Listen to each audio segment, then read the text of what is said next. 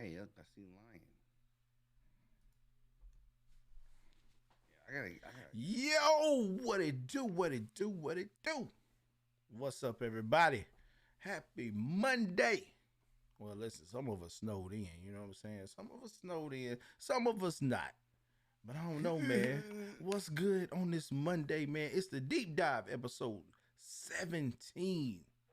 We right at 20. 17, we right at 20. We close, man. We close, man. But hey, Smee, what's going on with you, man? Yeah, I'll be that guy that got the snow. I'll be that guy. Yeah, we got some too. We got some too, brother. We got some too. We got like seven inches. But then they had to do the whole thing with what you call that, the freezing rain. Made it all heavy. Yeah, I wasn't expecting that this morning with my fat butt. Hey You know, man, listen I man, was shape. you wasn't expecting it. I wasn't expecting it. You know, it is what it is. We got to take it. We got to take it how it is. You know what I'm saying? But you already know, man. It's Monday. Not only is it Monday, it's Victory Monday for some of us. But today is MLK Day. We want to say welcome to Deep Dive episode 17 live right here on twitch.tv/LionsD272, baby, on this Monday. But we also want to say salute to all the weekend winners. As y'all can see, I'm in my gear today. You know what's about to go down today. That's all I'm saying. You know what's about to go down. So you might want to tune in, turn your radios up. Cause it's going in. I'm gonna go in a little bit. I'm gonna go in a little bit, not even just a little bit. I'm gonna go all the way in because we on the deep dive, baby. But listen, man. First, I want to say this, man. Again, it is MLK Day, and we want to take time out to make sure that we are giving respect where respect is due here on the podcast, man. I mean, this has been one of I don't want to say like a holiday that I look forward to. It's not really that. As a kid, I grew up learning a lot about this man, Martin Luther King Jr. My dad made sure he instilled a lot of the knowledge about MLK in me. He talked to me a lot about where he was during the time he died, all of that stuff. I haven't been to Memphis to actually visit the Lorraine Hotel, any of that stuff yet, but that is on the list. That's on the list. My mom's been there. They was like, it's a great site, but we all, some of us know the history. I mean, if you don't, you know what he fought for, civil rights in a peaceful way. And you know, a lot of the stuff we still deal with today. Non-violence. Yeah, nonviolent. There you go. That's it, bro. Nonviolent. So you know what I'm saying? We still try. I mean, to this day, you know, it has turned a little bit. It's turned a little bit. You know, it ain't so nonviolent. You know what I mean? But you know, that's It what he stood definitely is for. not violent. It's not. It's not. But you know, he stood for. He stood for us, man. You know, especially people of color, man, to be able to us to be equal as one. And you know, myself, I believe we're that way. You know what I'm saying? I believe. I believe. I'm not gonna say it's all 100% true, but you know, I myself, I stand with that cause and say that, hey, I'm equal. You know what I'm saying? Smee, I got Smee, my brother, my Caucasian I'm right brother with from you. another. You know what I'm saying? I'm just a reversed Oreo. Something happened along the line. It wasn't meant to be this way. He said it wasn't meant to be this way. I'm not gonna lie. It really wasn't. I like honestly, like where I look at it sometimes, it's like where I grew up and the way I grew up, like no. It was crazy. I was like I think the reason why I am the way I am is because I grew up with it all. Like I had Right, Mexican, Puerto Rican, Dominican, Haitian, and whatever. Like I mean, it was all around me. I was like the only white kid in the neighborhood. right, right, right. And I mean, you grow up with it. It's just how it's supposed to be. Yeah, And it wasn't like it is in certain areas of the world, like it is right now. Like everybody got along. Like yeah, yeah. I don't know. 100%. I mean, we talked about it before, bro. Like, I said it. My kids and my parents, they made sure that I intertwined with it with different races and different creeds and all of that other Right, stuff, right, man. They made sure I was well rounded, even though I may have grew up in the hood side of things, but they didn't believe in just this is what you choose. You don't go outside of that, and it's never been that way. And that's probably from their background and what they came up with. So they right. wanted to try to change that, and I think a lot of us here in America, we should be doing that. We should try to change it, man. Because I mean, let's I mean, don't get it twisted, man. Because we all, like I said, these schools now, I see it at my kids' school, man. It's so mixed and everything, bro. Like now, right, like I feel bad because I'm like, should I start teaching my kids Spanish? Because I see a lot of Hispanic American kids and stuff there, and I know they talk that in their households and so on and so forth. And I'm like, Mm. I need to get y'all in there so y'all can communicate with them a little bit better. Get to know them. They get to know your lingo. You get to know their lingo, and it's all good. So you know what I mean. Right. But that's There the ain't nothing thing. wrong with it too, because you teach them that they can make more money too. Yeah, 100%, man, 100%. I mean, I like I think about that a lot, man, when I see it. But a lot of I see a lot of them that talk about their friends and they love it. They love it. So I'm like, okay, cool. I ain't got no problem with it. Your daddy ain't gonna shoot it down. Your mama not gonna shoot it down. You ain't gotta worry about nothing. You ain't gotta Right. worry about nothing, man. It's all good, baby. I mean that was me. Like when I was in high school, I took Spanish and I took French. Failed Spanish, but I passed French. Like French is way harder than Spanish. And I don't know. I just couldn't get Spanish. I tried. Bro, you know what? I don't even think I tried. I don't even think I tried. I'm gonna be real. I don't even think I tried. I was probably like, you know what? I don't even think I don't need to do this. I was like, I That's don't why. need to Hey, do this, look, man. look. That's why I look at Kobe Bryant, Kobe Bean. Yeah. That dude is like fluent. I think it's six languages, Yeah, man. something like that. Like fluent in 6 different languages, bro. How do you can't like most people can't even comprehend English? How do you comprehend 6 different languages? Bruh, I don't know. I don't know, bro. It's just it's wild to me. I guess I probably could do it if I gave it a shot, but I just don't. I'm cool. I can't. I can barely remember my name half the time. Yeah, I'm like whatever at this point, bro. I'm like whatever, bro. I'm good. You I'm know what I'm too saying? old for it. See, I pick up little tad pieces and that's it, dog. Right, That's right. all we need. We don't need a whole lot. You know what I'm saying? We're gonna leave it at that. That's it. But again, we know, man. Again, it is MLK Day. Some of you guys are off today. You may, again, you may be snowed in or whatnot. This, that, and third. But hey, enjoy your holiday. Enjoy your holiday some type of way. We do appreciate the fact that you're here with us right now on our live podcast as we getting ready to get into some hot topics today.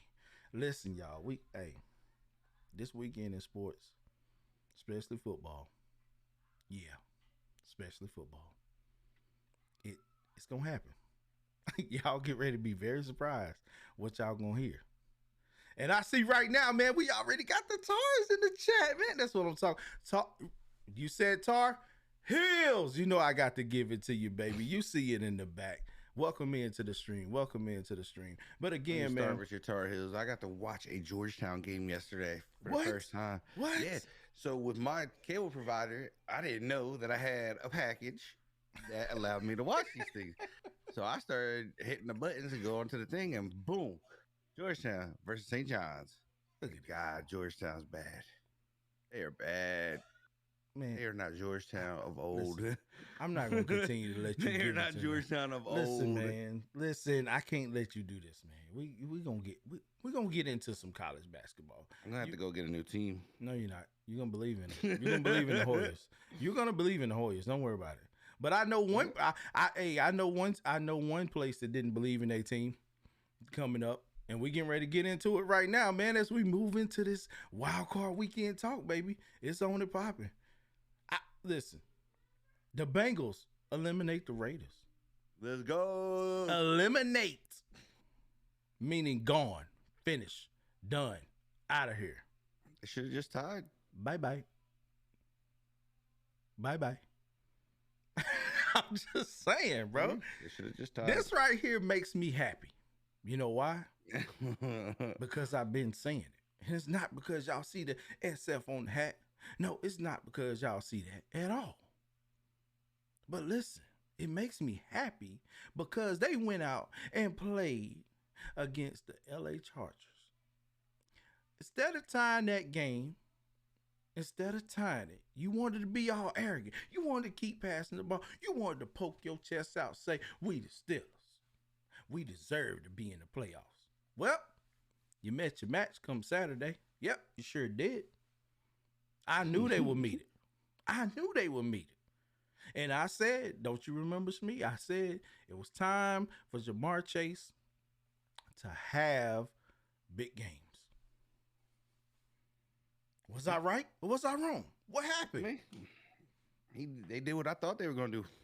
You better know it. I'm just gonna say, just they did what I thought they were gonna do. You better know it, man. You better know they did. That's my team for the playoffs. Just gonna say.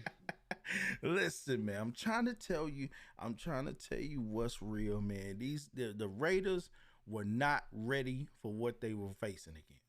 Because again, the city of Cincinnati, man, like listen. First of all, they better get together though.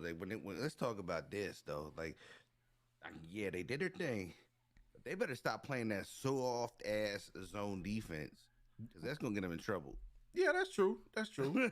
You're right. You're right. That was bad, bro. Because they just let the Raiders just go down the field. I'm like, bro, y'all better do something with that. Like, you keep allowing that to happen, you're gonna be right where you were, almost losing the game. Yeah, 100%, 100%. So I mean, at this point though, I mean, do we say they the team to beat over there in the AFC? The team to beat. That's a good question. Are they the team to beat? I don't know if they're the team to beat. They are definitely team to fear. I don't know if they're the team to beat because the way Buffalo played and the way KC played is kind of scary. Yeah.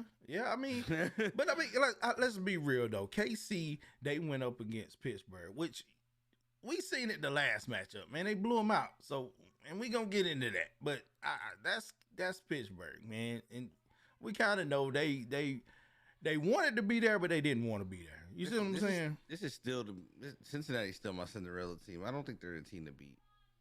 Cincinnati, listen, Cincinnati. I think they bucking and they ready, man.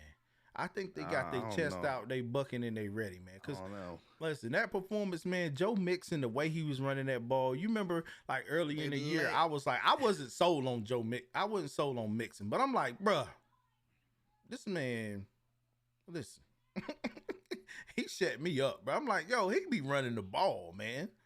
And with that, I mean, he's underrated. He's 100% underrated. But this thing is that they struggled a little bit with this Raiders team. This game shouldn't have been close. They have a way better team. They were smacking them at one point, and then they got soft. You hit soft on KC or Buffalo, not a shot you win. I don't think they'll hit soft though. I really don't. I don't think they'll hit soft with KC. I don't know if they, if that ends up being the team that they face, but I don't think they hit soft. I think they're gonna probably go back and watch this film and be like, yo, we're going to gain some momentum. We're going to find our way. We're going to be all right. We're going to be good. Because, I mean, let's be real. Like, where are they going? If they do have to face, they got to go to KC, right? I believe so. So I don't know how. I gotta look at the bracket. I forget. I mean, both cold weather teams, too. So, I mean, it's really no crazy factor. There's really no crazy factor into that. The one crazy factor for the Raiders was that they had to come up out of that zone. I mean, they had to come up out of that dome. See, that's the problem. Right. These teams have to play inside, man. Listen, you got to play inside, boy. Woo, and you got to come out in that cold weather. It's a problem. It's a problem, man. It's a problem. And I think that's what killed them, because I kept looking into, David Carr's eyes the whole entire game. And you could tell, man, he was like, dude, it's cold out here, bro. And I was like, man, listen, that's a whole different type of state for them. You know what I'm saying? Right. So I don't know, but I definitely didn't want, I didn't want the Raiders to win. So it's the Bengals and Titans and Bills and KC. All right, cool. Yeah, so it's the Bengals, Titans, 49ers, Green Bay. And then it's going to be whoever wins tonight will face the Bucks, and then you got Buffalo going at KC. Yeah. So I mean, like again, like I said, man, this whole That's what I was thing trying with to the find. That Bengals, was hard. I think they'll learn from their mistakes in this one and say, hey, we got a chance. We really want to win. Like that's the first playoff win in what, like some years for them. So But for the Bengals, yeah, that's 31 years. yeah, 31 years, man. Why not? Watch that film and be like, yo, we're gonna get it locked in. We're gonna go on this ride and we're gonna take this ride and we're gonna lock in and get where we need to get to. The chances are great for them. I think facing the Titans, I think they can do it. I think they can do it. They just gotta play ball. Like I said, the chances are really great. Like you said, it's your Cinderella team. I would love to see that too. I would love to see that. That is definitely my team. That is definitely my team. I would love to see that too, man. But it's just crazy.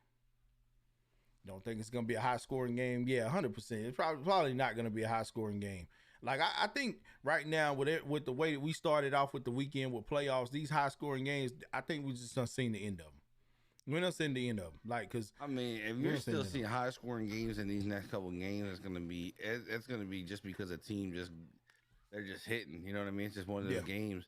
But I don't like. Yeah, 100%. I mean, you got some of the best defenses coming in. I mean, you got the Packers. You got the Titans.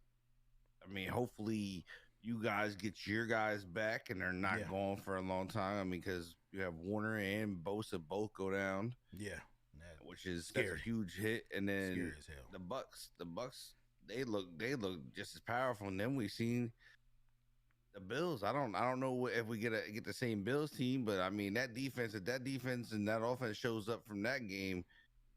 Good Lord, I'm telling you, you're gonna have a game over here with the Chiefs. That's gonna be the game to watch. The inconsistencies, man, and we're gonna move right into that game. Actually, let's talk about that, man. Are the Bills the real deal? I think the Bills have been the real. I think they've been like. I mean, both of us were kind of like high on the Bills, but like we just couldn't lock into the Bills because of inconsistency. But like I said, towards the end of this season, they've been pretty stout. They've been pretty good. I mean, and to do what they did to the Pats, I was not expecting that. I was blown away by that. I was like, holy, because we were sitting here watching it in the Discord. Yeah. And I'm like, bro, where did they go? Did they not get off the bus? And we got like the replacements on the field or what? Like I was shocked. Like we were sitting here, we were all watching, and we were like, yo, what is going on right now? Like, I mean, they look, if this is the Bills that we all thought the Bills were going to be. Right, 100%. This is who we thought they were going to be, and if they're going to hit this stride now, I mean, what better time to hit it? Yeah, but see, the thing is, this is the Bills team that I wanted all year long. Like, I wanted to see this type of Bills team all year long because last year, getting to the AFC Championship game and to lose to KC, I felt like that should have put a bad taste in the mouth. But see, them being in this playoff run now, I feel like they got that they got that dog in them. They like, yo, we gonna start out hot and we gonna stay hot. We ain't letting up. Like we going full in, G. Like this is it. I mean, what was it? A couple plays into the game when Josh Allen took off and that long run he had. I said, man, it's getting ready to be a long night. I was like, Josh Allen is locked into this game, bro. Like I was like, we get ready to see some action take course. And for this man to go 21 to 25, man, with 308, 5 TDs, 5. He said, listen, man, I'm ready to play. Y'all better get ready. Y'all better get ready because I'm coming hard. I'm coming strong. Bills Mafia in full effect. Although, Bills Mafia, I just want to say one thing to y'all, man. Listen, keep the stuff at home, bro. Keep your personals at home, man. That was wrong what y'all did, okay? I don't like that. It was funny, but it wasn't funny. Like, I don't think y'all should be throwing dildos at my man like that. You know what I'm saying? That ain't right. But I don't know. I don't even know if you caught that, man. But I was like, yo, it was funny because when he scored, he looked, and I was like, is that what I thought I seen? I was like, wait a minute, no shot. And it was funny because I didn't even know my wife was watching. She went back and she pulled up a thing. She said that's really what that was. Like what, like how, I'm like, I don't even want to ask no question. My girl. Things are better left alone. Right, man. We right. So he said we got a person in the chat that's saying the girls from Buffalo, and she believes in it. She believes and confirms that they are the real deal. 100%. I wish. I hope they are. I really hope they are. I really hope they are. I hope they coming in, you know what I'm saying, doing their thing, and it's gonna be real. You know what I'm saying? Like I said, I would love to see them get there. It's been long awaited for Buffalo, man. Like I know you got it's me. I know you got your Cinderella team in Cincinnati, but if it was to boil down to the Cincinnati, you know that Cincinnati, Cincinnati Bills. Yeah, bro. I got to ride with the Bills at that. I don't know, dog. I got to ride with these Bills. Listen, man. I mean, put it this way: the Bills, every time they make it to the Super Bowl, they lose. That's what I'm saying. So I got to ride with them. And I'd rather see Cincinnati win, just because Cincinnati ain't been there. I don't know if they've ever been there. Honestly, I don't know. That's a stat. Yeah, they have. They have. They've been there. We beat them. I'm sorry. And then they haven't won. So I mean, we beat them. I mean, the same thing with us. I mean, the Bills have been there too, and my Washington Redskins beat them. You know. But the last time I've been to the Super Bowl was 91. It seems like every chance the Bills get when they get to that point, or even before, because we were talking about this the other night when we were actually watching the game as well. You remember the Magic City Miracle? You know what I'm saying? Like that whole throwback pass, and he took off running. Wycheck took off running. Like that hurt him. You see what I'm saying? Man. What better way? I know it's the Oilers. I know. Well, no, it's the Titans. It's the Titans. So what better way to go back and have that act? No, it wasn't the Oilers. It was the Titans. So what better way to go back and to have that rematch against them? Nope. And to win it, go to the Super Bowl, and possibly have a chance to win that thing again. Cause I've always they ain't built for the Super Bowl. I mean, I'm just saying, bro. I feel like if they get there, it's gonna be a show. Nope, it's gonna be a show. I'm just saying. I'm just saying. Brady win. Brady goes out in the sunset. End of Tom Brady. Oh man, it's crazy. That's crazy. Man. Him and Ben retired the same year. That's crazy. I can't believe that, man. I can't believe this, man. Some of the stuff I'm hearing you say. England, do you think it would end? No, not a shot. If Brady's in New England, it don't end that way.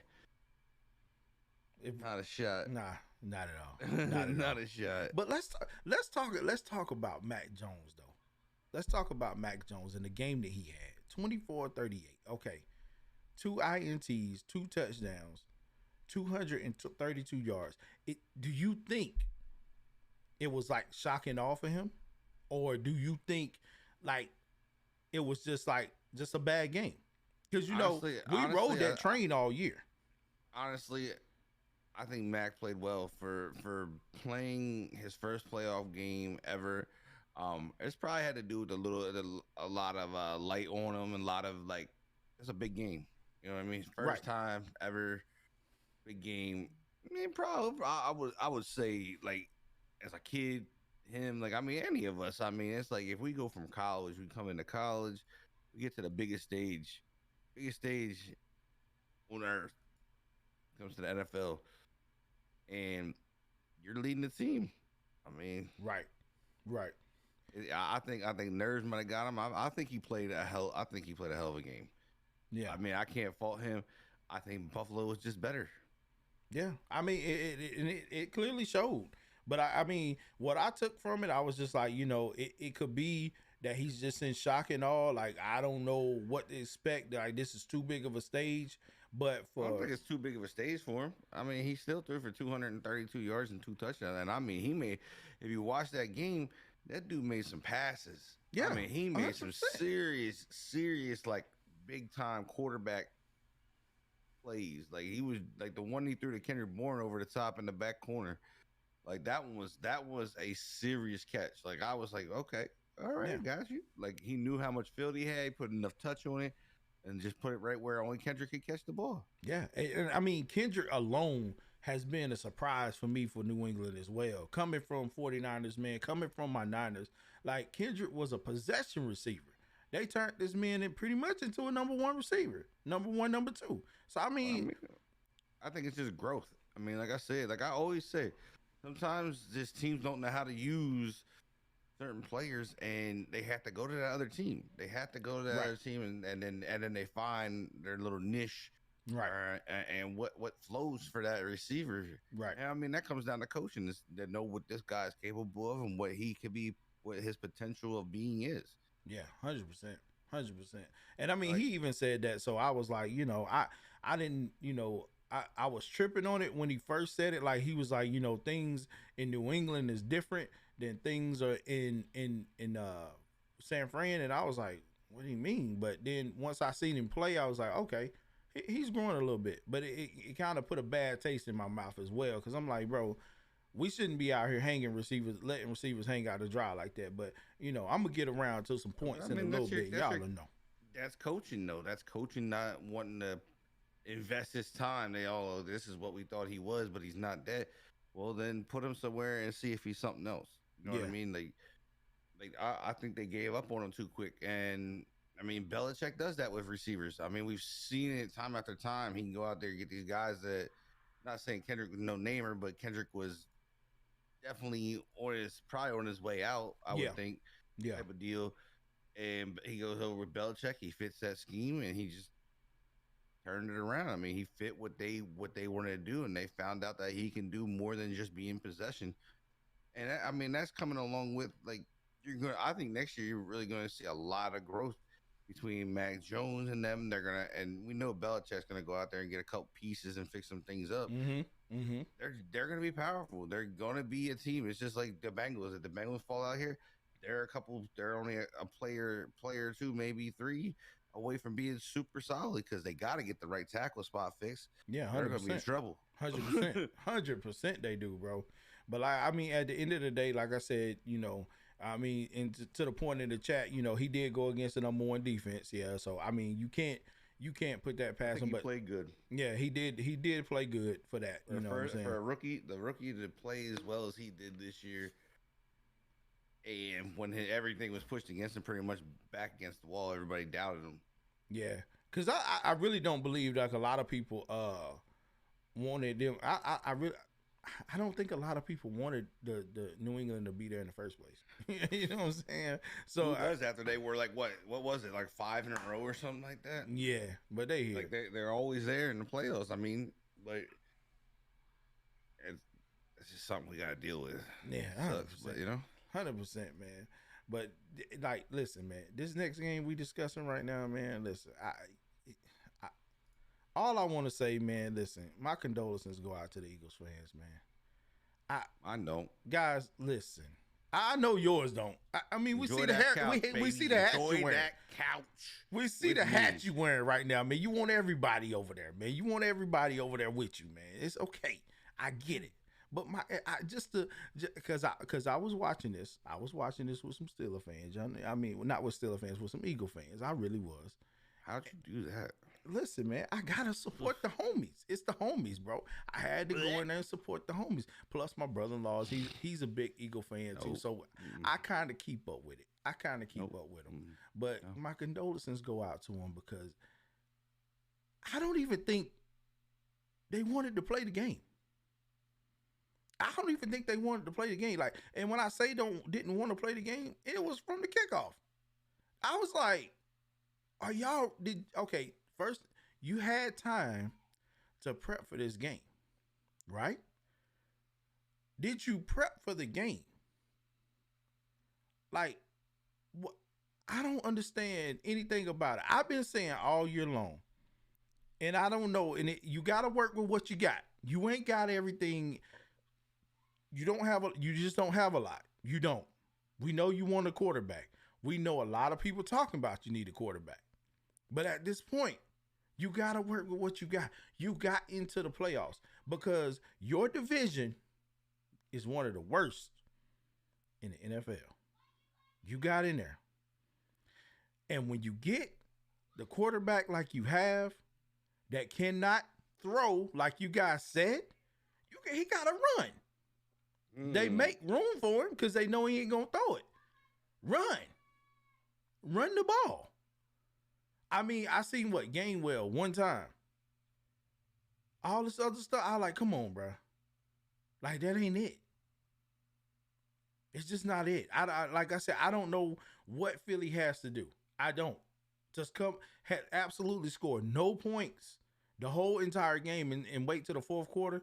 You're playing against Tom Brady. Hello. You're playing against Tom Brady. And you can't get down that many points to think that you're gonna try to make a comeback. That's not gonna happen. That's not gonna happen. So I don't know what issues they address. What do you think they address, man? How do you think they get over this? Like I don't understand. know. I honestly don't. I honestly I think they're gonna be in play for a quarterback again. Like honestly, I think they're not sold on Hurts at all. But what do you do with him though? What do you do with Hurts? Either put him as a backup or trade him. I mean, I could possibly see him trade. So all right, we've been on the talks, right? We've been on these talks with especially with the coaching issues that's going on in the league. Do you see him going to Miami and being a good fit down there? No. No? I honestly, right now, from what I've seen in Jalen Hurts, I think he's a backup quarterback. I don't think he's a starter. I mean, could a team use him as a starter? Yes, absolutely. Any team can use him. Like there's plenty of teams that you need a quarterback, but I just don't think he's got the right coaching to be successful in Philly.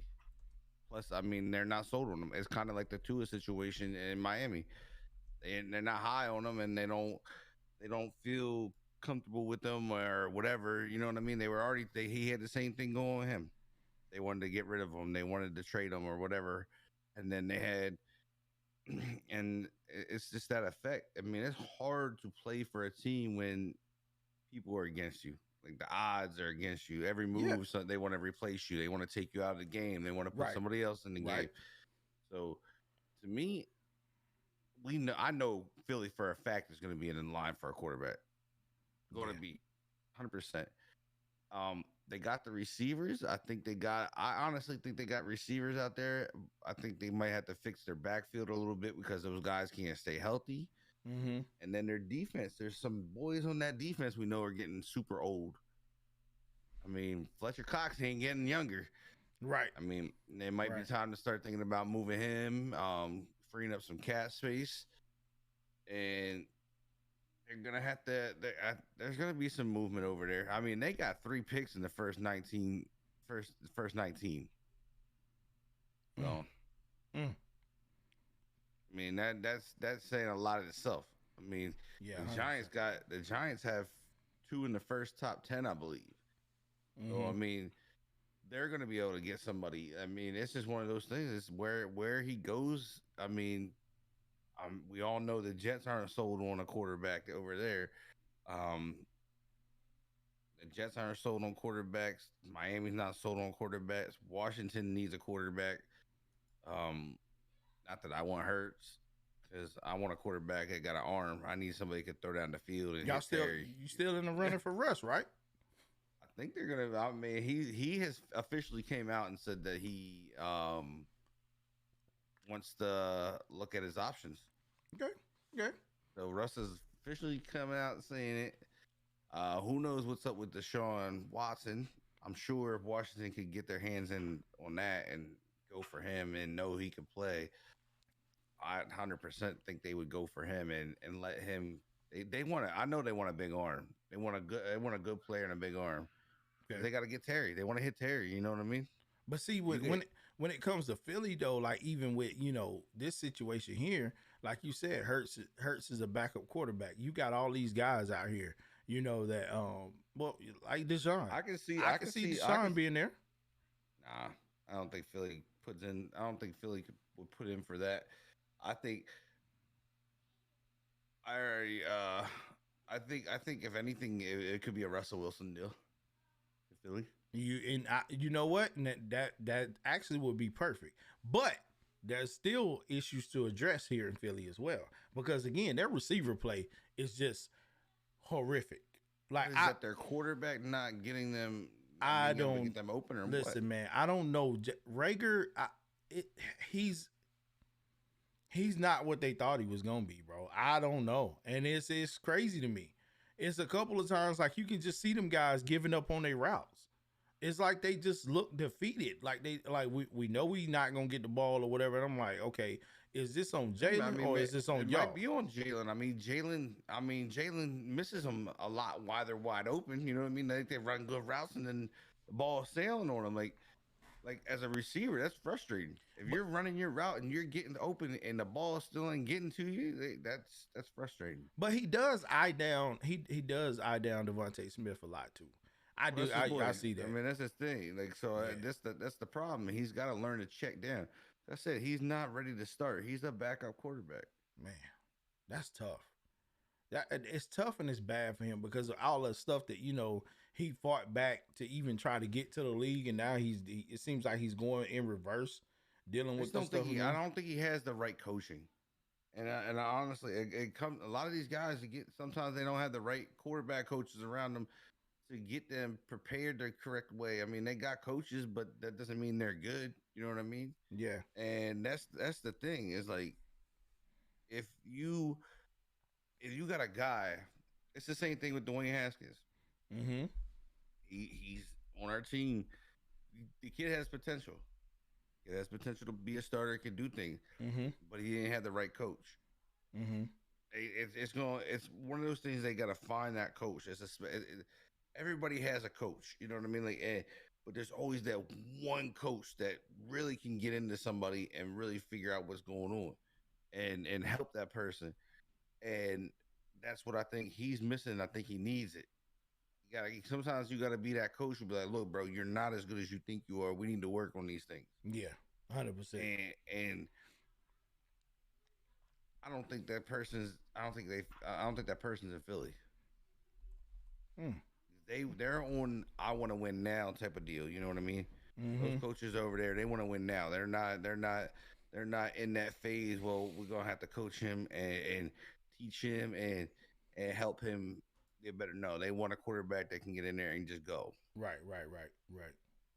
And that's not that project. Like I mean, we're seeing it in over in Steeler country right now. Like I was just reading, right as of right now, from what I'm seeing, it's going to be between Dwayne Haskins and Mason Rudolph with a potential rookie quarterback for the starting job over there. I mean, why Unless not? they, You got him back. Got to well, give him a shot. well, I mean, Haskins apparently has caught Mike Tomlin's eye, Okay. so You got to give him a we'll shot. see. Got to give him a shot. But again, Philly's got to address this issue. Like I said, at quarterback, big time. Um, I mean, in to the chat's question about Allen Robinson, I don't know. Allen Robinson probably could be a good fit in Philly. Being that he could probably lead those guys a little bit better. I don't know. Um, I just know him being a bear ain't it. If him and Matt Nagy falling out the way they are, and it's clear cut that he's like, listen, I don't even want to be here anymore. But 100% like him being in Philly, I think that could work. There's not many places that he could go with teams being in the groove that they're in, unless he wants to go to a dead place. But I mean, Philly again, I could possibly see him being there. I know when he was up before for that thing, I know Washington was in that mix. With Allen Robinson too. Yep. Yeah, see, that's what I'm saying. Like it could be either one of those teams. I do like that fit because again, it's got to be a team that needs that direction in there, man. Well, he's a big receiver too. He's not like a little guy. So I mean, it also got to be a team that can use another possession receiver. Yeah, that opens up the field for Terry if y'all get him though. I mean, I really, But I really do think that, bro. if 100%.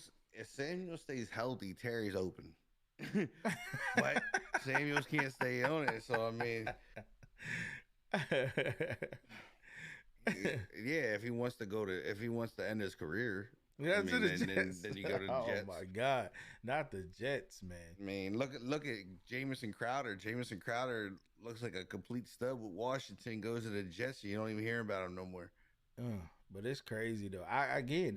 The question is on the table, man. Did the Eagles even try to Got win the game? Did they want to win? Duvernay. Got Duvernay out there. Nothing. Yeah, I mean, Look, your boy Le'Veon Bell goes out there. Has been. Washington ain't got no money. Washington has $68 million. they got money. They got money. We have $68 million in cap space. Come again? Will Snyder spend it? That's a dumb question. To be determined. That's a dumb question. To be determined. If Daniel Snyder has anything to say, it gets spent. But what Ron does, that's two different things. Because Ron has control of that. Because Daniel's trying to stay out of jail. Oh God, to be determined. But again, man, like I said, Philly. My heart goes out to Philly fans. Again, mine does not. I wish it would have been a better showing. Because again, you guys. A lot of people were questioning why they were even there. I just don't know. I don't know, man. Dude, I think no. Alshon Jeffries, nah, definitely not. Like, I mean, he could go for a needy team, like somebody needs is in like a dire need of a receiver, maybe. It's not gonna be a comeback, like comeback to where he's just that guy again. No, he'll be there to make a few possessions here and there, and that's about it. He's not. It definitely wouldn't. And I wouldn't put him on an Eagles team like that either. Yeah, it's hard. It's hard for receivers to come back like that. You know what I mean? Like once that but that mistake is that mistake. Yeah. And the way it is in the NFL, man, the way receivers come out, they're just like running backs. They're a dime a dozen unless you're a superstar stud. Yeah, and 100%. I mean, if you're a mega superstar, then it's a different story. But I mean, most careers in the NFL nowadays are 3 to 4 years, and you're out. Yeah, if you're good, you're good. It's wild, but that's how it is now. That's how it is now. You got that's a good point, man. That's exactly how it is. One mistake, and you're gone. He would fit on the Giants. I mean, yeah, that's the team that needs some rebuilding too. That's the team that needs rebuilding. That's the team that needs rebuilding too. So we'll see. It's to be determined. But again, my heart goes out to Philly fans. But at the same time, I know you guys were happy because listen, man, it was bold predictions and bad decisions. That's all I'm gonna say. But I do got one thing to say to you, though, Dallas Cowboy fans. Oh, yeah, I got one thing to say to you, and it's in song form. I want you to listen to it. Act like you know. Act like you know. Yeah, act like you know. Yeah. Tell them we told you better act like you know. That song goes out to Jerry Jones. You better know it. Act like you know. I ain't even hear it. Because again, he went to bold predictions. Bold predictions. Act like you know. That's all I got to tell you. This man came out early in the week and said one thing, man. It ticked me off. It ticked me off as a Niner fan. Yeah, you guys know I rant about my Niner fans here, and we're going to get to that too. Oh, yeah, it's coming. It ain't all just good things. It ain't all just good things that happen. But it's like this. It is all good things when Dallas loses. Listen. When Jerry Jones goes on record and says, I believe it's Super Bowl or bust for us. Well, you know what, sir? It was a bust your ass right up out of the playoffs again. I thought Jerry was coming in a quarterback for a minute. Man, listen, man. I think that win from us yesterday lifted the world. It set everybody on a pedestal, and everybody was like, thank you, 49ers, for doing America's job. I'm happy for you guys. I mean, I thank y'all. I mean, listen, we did it. Was I holding my breath? Yes, I was. I ain't gonna lie to y'all, man. I did. Because at this point in time in the year, like I've been saying, It's put up or shut up. When you come into games like the Cowboys did with us yesterday, they didn't expect for us to jump on their ass early. They didn't. Like I said, they look at when we played them in the past. They look at, playing them even in the preseason. They were like, yo, we got this. That's all I had been hearing all week long, Shmee. I was like, bro, like, I don't even want to talk. Like, I'm not even going to talk to y'all at this point. Y'all know it. I've been saying that I come from a long line. They have to talk like that, bro. They got to talk like that because they know they one and done. Listen, man. They've been one and done since 97. I come from a long line of Cowboy fans in my family. It's from uncles, everybody, every single person. Like that's, and I hear the stupid, I hear the stupid ass song every single week. They win. How about them? How about them? What the hell about them? That's what I want to know. What about them? They are who we thought they were. They are who we thought they were. One and damn done. They cannot get it done in the playoffs. They don't understand playoff football. So now, as I said before, and I say again, I said this last stream, and I said it on the last show. Listen, Cowboy fans, I beat you. I don't want to hear from you for the rest of your life. And I think it goes something like this. Bing bong, fuck your life. Get away from me. Don't talk to me. I ain't got nothing to say to you. He said bing bong. I'm just saying. Because listen, man. For us to do what we done, I was holding my breath, but I was happy in the end. Yes, we about gave the game away. And I'm telling y'all, this rant is coming, so y'all get ready. Y'all know it's special to the stream. A lot of people been loving it, and it's crazy. But this thing right here, man, listen. The Niners, we play solid football. My coach, yes, I don't like Elijah Mitchell done his thing. Again, the run game is strong. I trust my run game. I feel like at this point with this run game, I trust with this run game that I can set Raheem Mostert down. Because my rookie is showing me that, listen, this system, I fit it.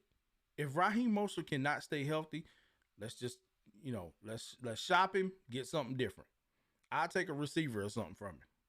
Because I need more receivers. I don't want to continue to see Deebo Samuel play as much as he does in the backfield. I mean, he's your team, bro. Without him, you're in trouble. Yeah. And I've been saying it, bro. I've been saying this. I was like, yo, if he gets hurt, I'm in trouble, man. That boy running the ball, catching the ball. I'm surprised they didn't let him throw the ball yesterday. And you know what? I was looking for the play to be called. I was looking for that play to be called. Too, 100%. After he touched it every which way he could. I thought he was going to play defense at one point. I said, man, but it really, really did do something to me, man. And I was like, yo, like I was so on edge with this whole entire game because I'm like, we only run a certain amount of plays in a game. And, with Shanahan and the way that he does that, I'm like, bro, like, what are we doing? Like, what are we doing at every single play call? Like, you motioning, like, all these different motions. It confuses the defense. But at some point in time... it confused Trent Williams a lot yesterday, too. Oh, it did. It did, 100%. Like, I mean, but you got to understand he was out. He had been out, so, I don't care. He's the best in the league. I want to hear it. He had been out, so it definitely wasn't gonna do the thing. Yeah, those of you that follow me on Twitter, you seen my tweets. Y'all seen the tweets, man. Listen, they go as followed every single week, and I mean business. But this is how we do. Again, it's all about me having to hold my breath. If I ain't holding my breath, I'm holding one eye over my eyes, trying to see if I can not see the mistakes and that'll make me so mad. Yesterday, I ain't gonna lie to me. I probably drunk so much. I'm not even gonna lie. I was halfway in the bottle of Crown. Y'all know that Crown is my thing. And I was like, yo, I can't be like Crown cost me money. I can't be drinking this like this. But my nerves were so jacked up during this whole game. I just didn't know. I was like, I didn't know what to think. But y'all see it. I ended up getting the dub, and now I'm dressed in the 49er gear. But see, that's one thing that we do here. I wear this today. when this show goes off air, this stuff that I have on goes back into the box and it'll stay there. But I do want to say this again, and I'm going to keep repeating. If you're a 49er fan, if you're a Cowboy fan and you lurking, come out and lurk for a minute. Talk to me. I just want to know. Nick Bosa is apparently in concussion protocol. So apparently he hit his leg, or he hit his head or something on somebody's leg. So he got to go through protocol. The report that the things that I read on the insider was Fred has a ankle injury. They should be back, is what I'm hearing, but we don't know for sure. We don't know. It's not concrete. So I'm hoping they get back before this. So it is, is what it is. But I talk enough. Smee, what's your take on the game? Let me hear your take on the game, because the rant coming. I got to get a rant, bro. You want to know my thoughts on the game? Gotta get the rant, bro. Alice. Ain't nothing else to be said. Welcome to the couch. Oh boy. You heard it here Ain't first. Nothing to be said. They are who we thought they were. One and doneers. I'm going to talk mine. I ain't make it to the playoffs. I'm going to talk it, though. I love it, man. I love it. I'd rather be at home than go one and done when I'm supposed to be America's team. This is what it's about. Half their audience became memes. Right. Half of them were on the phone figuring out, oh, I became a meme. Listen, man, the girl's crying. That did it for me. The girl crying, that hurt. The one lady that was slumped over and she just had that, listen, I just spent all this money on these tickets. Y'all done pissed me off type of deal. Like, that's crazy. But one girl literally found out she got memed. Why at the game watching because she had that mug face on, like. But see, my thing is this is one thing that I don't understand is that out of everything that I read, and it was going all night long. I'm telling y'all, this is probably the reason why I done slept less. Yeah, I can't read nothing about Dallas. Bruh, listen. Can't do it. The fact that Jerry and Dak both go on and say something about the fans, like, that's all they can say, bro. Dallas never take ownership of their mess ups. They never do. Like, and it drives me insane. Nobody tells you to run a quarterback draw in that situation. Mike McCarthy said it was the right call. It was the best play at that point. Explain to me how that's the right call. And for those of you that do not know and do not, let me go ahead and put this out. It's not the right call. Wait a minute. Let me put this out there. Let me go ahead and put this out there, Smee, because a lot of people gonna be like, yo, he just blabbing off at the mouth. Listen, I just want to put this out there. I eat, sleep, and breathe football by any means.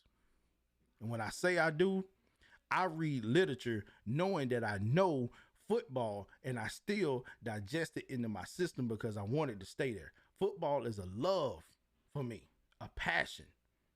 If there's 3 other members in this house, my wife and my 2 kids, they can tell you that. But at the end of the day, when a man does a quarterback draw, right?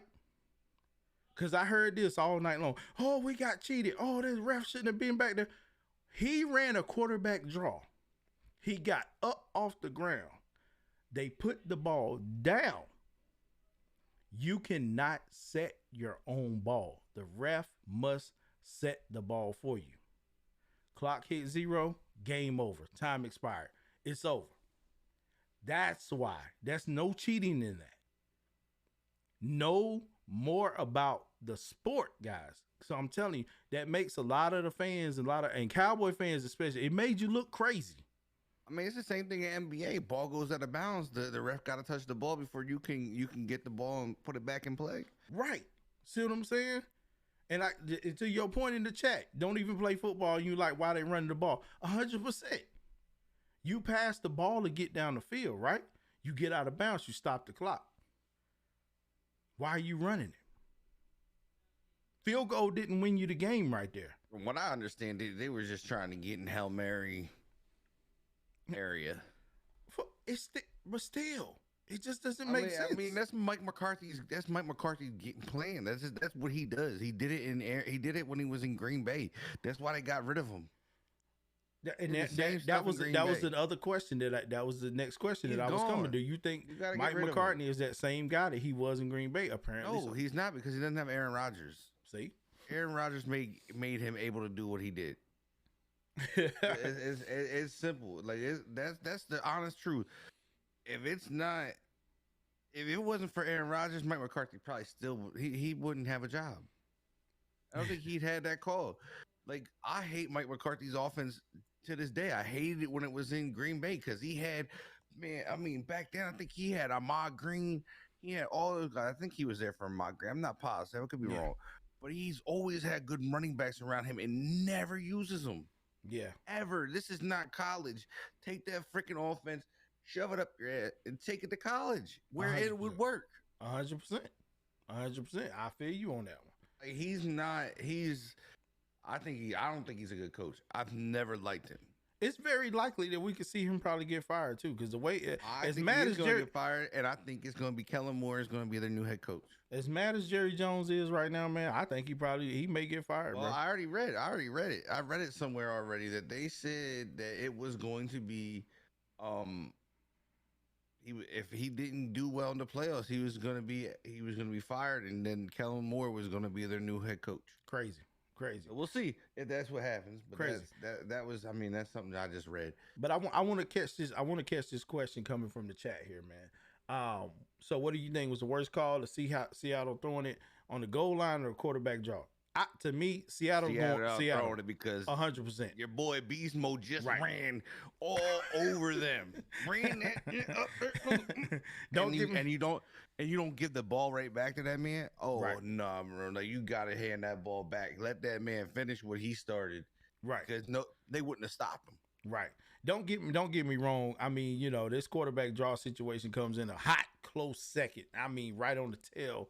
But it's definitely right there. Like, that's a dumb play. Like, I mean, you got to be able to get the ball out of bounds. Like, that's got to be a little quick, little out, like a little 5-10 yard out to the outside, so you can guarantee the ball outside. You can step out and have time on the clock. Yeah, 100%, man. Yeah, 100%. You can't. I mean, you put yourself in a position. He takes off. The ref got to catch. Like, that's not the ref's fault. You know what I mean? He's paying attention to what's going on. That's your fault for running that play and not giving your team the opportunity to stop the clock and trying to blame it on the ref because the ref has to spot the ball. It's a rule. It's a rule of baseball. It's with baseball. They got to check. The ump got to check the ball before the pitcher can throw the ball. When the ball hits the ground, same thing in basketball. The ball goes out of bounds. They got to touch the ball before they check the ball in. Right. Get out my face. 100%. Sit at home. Enjoy your vacation, Dallas. And we leave you right with this. Yeah. Again. And like you know. Yeah. And like you know. Yeah. And like you know. Yeah. It's over. Get to the couch. We'll see you. It was real. Bye-bye. Salute. Holla at you. Here, I'm gonna send you out with the train. Y'all probably can't hear it, but I'm gonna send the choo-choo train to get y'all. Get them out of here, man. Get them out of here. Got KO. Just departed. Train just went on. Get them out of here, man. Get them out of here. On the tracks. And we're going to get them right on up out of here just like that. Again, thank you, Cowboys, for what you thought was going to be your year. But sadly, this SF put you right where you need to be, sitting on the couch.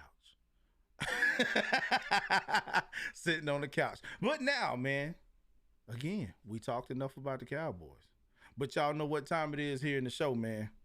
Y'all know exactly what time it is. We don't get away from this. Because, again, I believe. Here's what I believe. I believe as long as I'm talking trash about my team, they're going to continue to win. So, long as I'm talking trash about my team, you can count me in, G. So, without further ado, man, listen. Go ahead and throw this out there. If you're sitting at home today and you got us up on the big screen, you might want to remove every kid, every child away from the TV screen. It's about to go 100 miles a minute. If you got your headphones on, you might want to turn them down slightly because it's going to get a little loud. It's without further ado. Anything that you hear on this podcast, just know it comes from a deep down place down in my heart. But without further ado, y'all know what time it is. It's time for the 49er Rant. Let's get it going. Here we go. Man, listen. Now, enough about the Cowboys. It's time to talk about the 49ers. I just want to say one thing. I appreciate you putting the Cowboys on the couch. But what I don't appreciate is you taking your mother foot off the gas. Okay? Don't take your motherfucking foot off the gas anymore. I'm tired of watching games where you start out whooping the team's ass, and the next thing you know, they got us in a situation to where I'm about to have a fucking heart attack, okay? We are not the Carolina Panthers. We are not considered the cardiac cats. We are the 49ers. We dig holes. We put their ass in the hole. We don't let them out because they the Cowboys. We should have dug their 6 deep because that's what we're supposed to do. I remember the great games when it was the 49ers and we had T.O. We danced on the star. We pissed off Emmitt Smith. We pissed off Michael Irvin.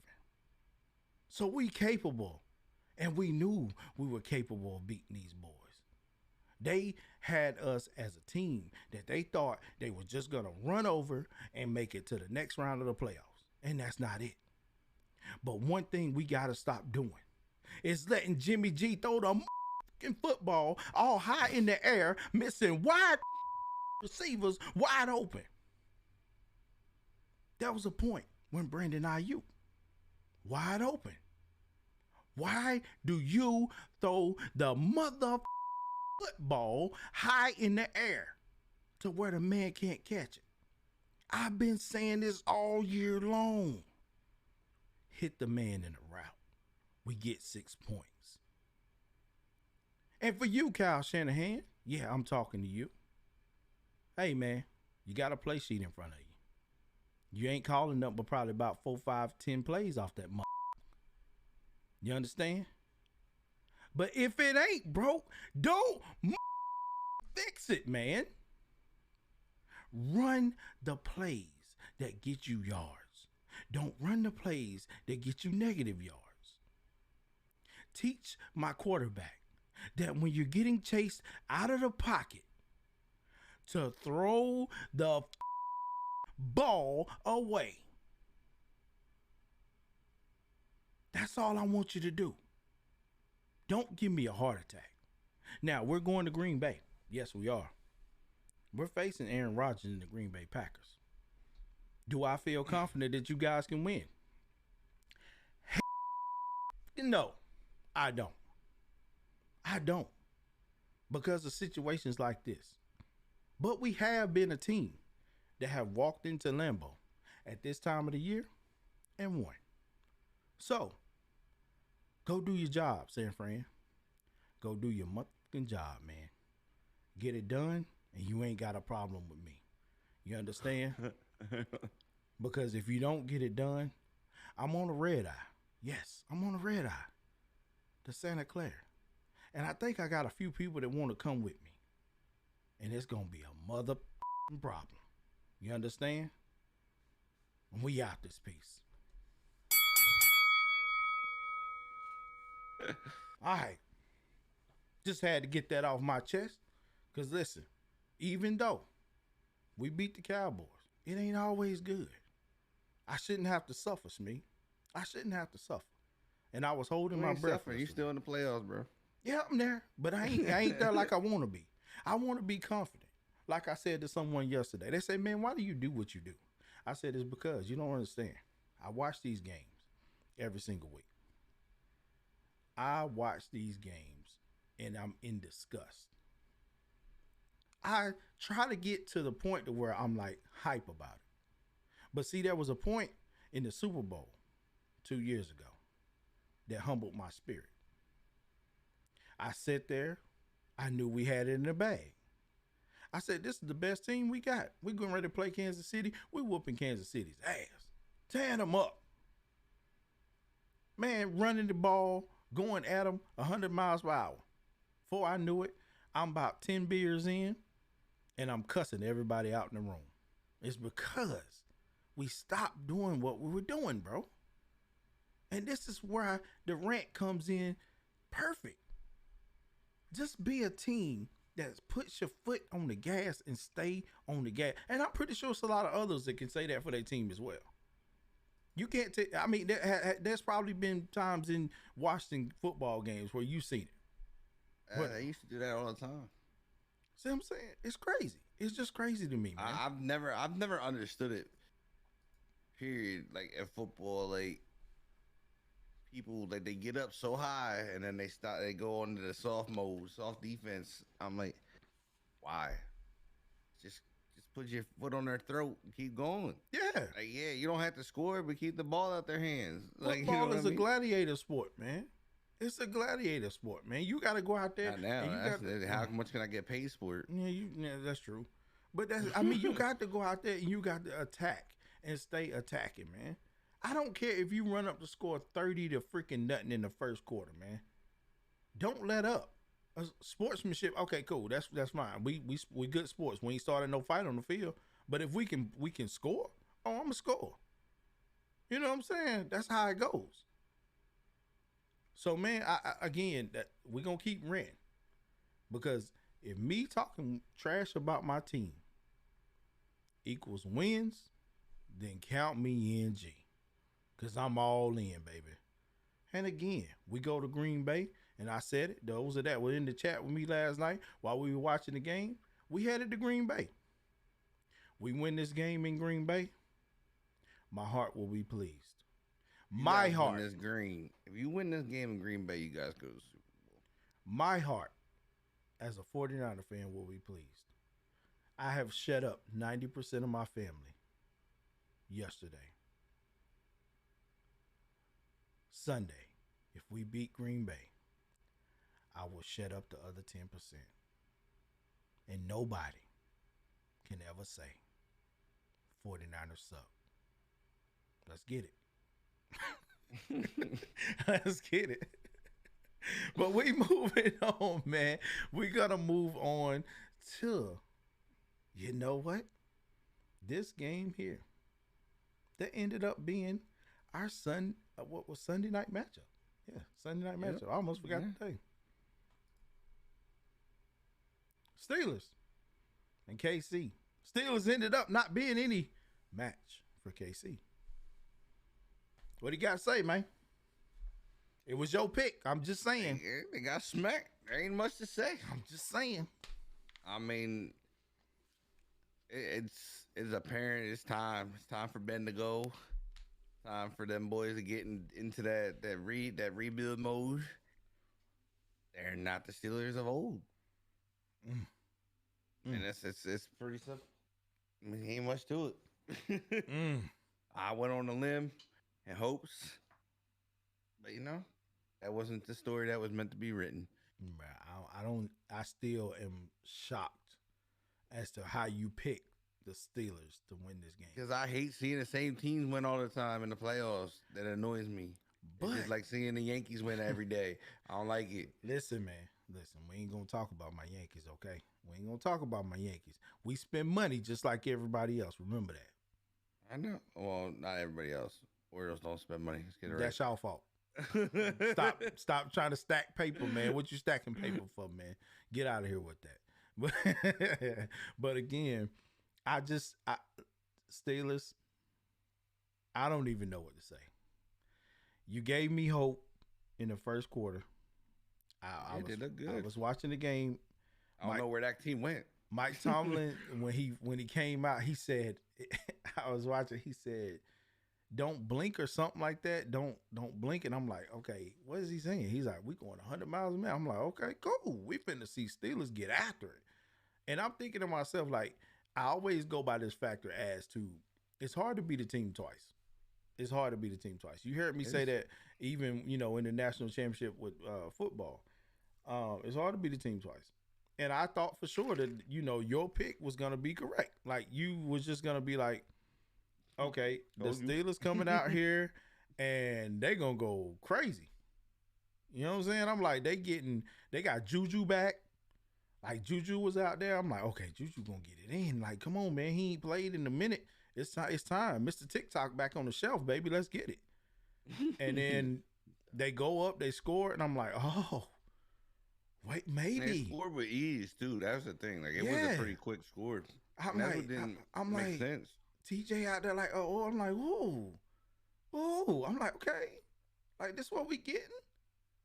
And then That's what didn't make sense. It was like, it completely, like, that team that came out in first quarter just disappeared. Bruh, gone. Like, poof, smoke. Like, And then, man, look, the fumble with Najee, I'm like, bro, just go down. Like, what are we doing? Like, we're trying entirely too hard, G. Right. There's no reason. But at this point, again, Steelers got a lot of places they got to address. The quarterback being that main one. Wide receivers, we talking about Alshon. We talking about Allen Robinson. I mean, you probably can put them over there. I don't know. I don't know 100%, but you probably could put one of them over there. Because at the end of the day, Claypool, I'm a Notre Dame Fighting Irish fan, football. Bruh, I'm going to need you to do better. It's kind of crazy how if you think about how he just fell off. But gone. Yeah, I mean, I thought he was the next best thing coming to wide receivers for that, and man, listen, just gone, man. That man, I don't know. I don't know if it's something about Pittsburgh and getting that that pride in his head or whatever, but it's something about Pittsburgh receivers, period. Because the last real good one that had any longevity there, Hines Ward. That's absolutely correct too. You're and then right. And then you had like Santonio Holmes, but he kind of did the same thing. Like he just poof. I mean, maybe it's like the effect Washington has with quarterbacks, with receivers. Like the dead zone, maybe? Yeah, like it's the dead zone for him. Because, I mean, look, you had Plexico go over there. Plexico ended up shooting himself. That was the end of his career. Wow. Yeah. That's crazy. I mean, Juju was the next. He was having phenomenal. Next thing you know, he's falling off. Claypool has one good season. Now you can't catch the football. Falling like he's almost a has-been. Yeah, 100%. Like I mean, their only bright spot over there, I think his name's Washington. I think he's the only one. Yeah, that's actually consistent. That's crazy. That's crazy, man. So you not guys are considered, team, and I know it. That's the only reason why I know is that like that because I watched the plummet of their card prices. So you guys are the dead zone for quarterbacks, and Steelers the dead zone for wide receivers. I'm thinking so. Got it. Got it. And if you want the dead zone for everybody, you just send them to the Jets. When it's over and said and done with, and you think you're still that player, that's the place to go. Wow, that's great. All right. I mean, look at Le'Veon, bro. He went over there. He was the top 5 running back in the league. Goes there, and now he's gone. Wow, washed. That's crazy. So we string running back on the Bucks, I think, or something like that. Jeez, that's crazy. So we're gonna back this up just a hair. And we're gonna stay right here with the Steelers Chiefs matchup. We got a prediction in the chat to say the Packers probably win by 2 scores, maybe more. From the first time chatter, Slim Charles. Welcome in. Rodgers not letting Jimmy G get nothing close. Okay, all right. I like the predictions. We're doing that again. But I'm just gonna say one thing right now. Being that I do my 49er rant, being that I do have sort of slim faith in my team, like when it comes to playing, don't count us out. Don't go into the game thinking it's all good. It may not be like that for you. That's what Dallas thought. See how they ended up. Again, GG's, play your game. We coming to Lambeau. Again, we are fully aware that we're on the clock. We're on notice. We are fully aware. All we gotta say is just be ready to play. We are a team that have won in Lambeau in this time of year. I'm just gonna put that out there. I'm gonna let that sit. Just sit on that. If you don't know your history, go back and look. Please do. All right. Welcome in. Enjoy the show. But again, back to back to these Steelers, man. Again, it's like you said, that dead zone for receivers. I think that it is. I really do. Because again, what we're seeing out of Claypool, man, is not it. That dude.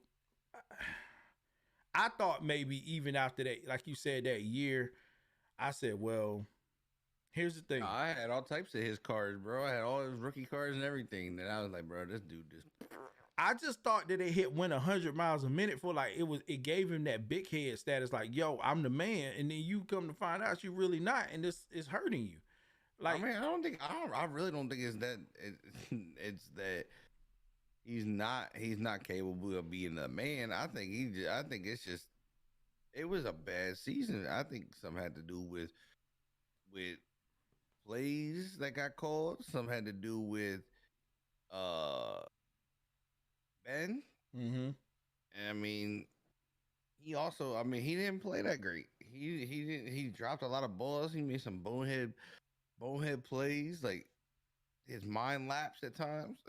I mean, I don't know. I guess you got to see next year. Yeah, I mean, it's gonna have to be next year, bro. Because like I said, I don't know. I just don't, man. I don't know. I think the Steelers need to go like a full tilt, like rebuild, like a full tilt, like not just like partial. I think they need a full thing. They need to get their line fixed. Their line is an issue. I mean, you got to think they went from having one of the most gelled offensive lines that was together for a long period of time, and then it's just kind of.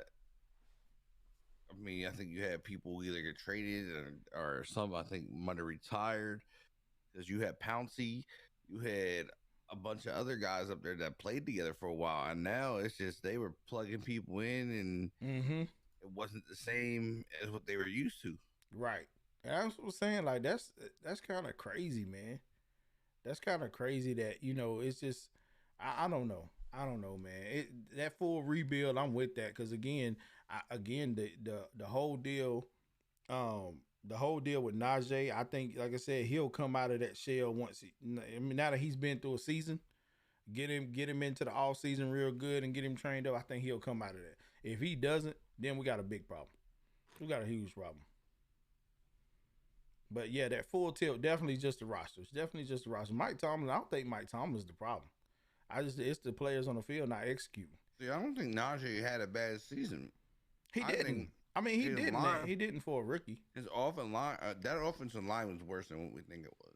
Yeah, 100%. I mean, it's not easy unless you're gifted with a special talent that you seem like Saquon did with that line over there with the Giants. Not many running backs do that with the back line. Right. But I mean, again, his rookie year, I wouldn't count it a bust. He like again, him and Matt Jones, they did pretty good. Him, Matt Jones, Devontae, despite of their situations, they did good. Right. I mean, like I said, he picks up from that. He'll pick up from that. He'll get up from that, and it's gonna take off. It's gonna definitely take off for him. But now, man, let's move into this. This is what I like. This is what I like right here. We finally, we said we're gonna be doing this. Who picked them right? Not me. Who picked them right? So if we going from the first game, the first two games, I got one. You only got one of them. I'm up. Two. That's two dubs for me right there. That's two dubs. So we get into these last three on the day. It was all good just a week ago. we get into these last three with the Eagles and the Bucks. I get another point off of that one. So I won with the Eagles. I picked the Bucks. I picked the Bucks. We even on that game. All right, we even on that game. They give me 3 wins. They gave me 3. Nah. Only game I lost to you. Wait, hold on. I believe if when I get down to it, I want to say I'm 5-0 this week. No, I didn't lose. I didn't. Look, right. I picked my Niners. I lost, of course. 2. You didn't get Lost 2 games, and then I picked the Chiefs. So I got all 5 games correct. Yes, for the first time all year. Don't let them try to play you guys. Don't let them try to play you. 5 games, y'all. It's clean slate. I got 2 wrong all weekend. So Arizona's winning today, so I'm gonna have another one right. Listen, man. To come off of that, just to be like, to get all these picks right. I'm sitting there looking at this, and I'm like, yes, I finally get to tell this man. I finally get to tell him. I finally get to look him in his eyes and be like, listen, I'm back, baby. 5 in a row. We out here. This guy. And it's probably going to be 6. You right. In the chat. The chat's fit my man. It's going to be 6. Because Arizona going to take care of business. Oh, boy. I hope. Now I want you to lose one. Oh, you taking Rams now? You switching your pick? Nah. No. You don't need me to lose one because that means you lose again. That's all right. I'm not losing. No, you don't want to do that. I'm not losing. I'm staying with the Cardinals. All right, so we both gonna be right. We're gonna be good. Right. That's all right. I can handle failure once a year. I think he's defeated this week, y'all. I think the Pittsburgh pick let him down. I think again, I don't know where his head was, but we did see Wifey bring down the picture that he was wanting to look like Ben Roethlisberger. So that's what they drew me as, bro. I don't want to look like that ugly dude. You see how big his nose is, bro? I'm just saying, that big old breather, like. I'm just saying, bro. I don't know, G. I don't know. I think you undercover. Bro.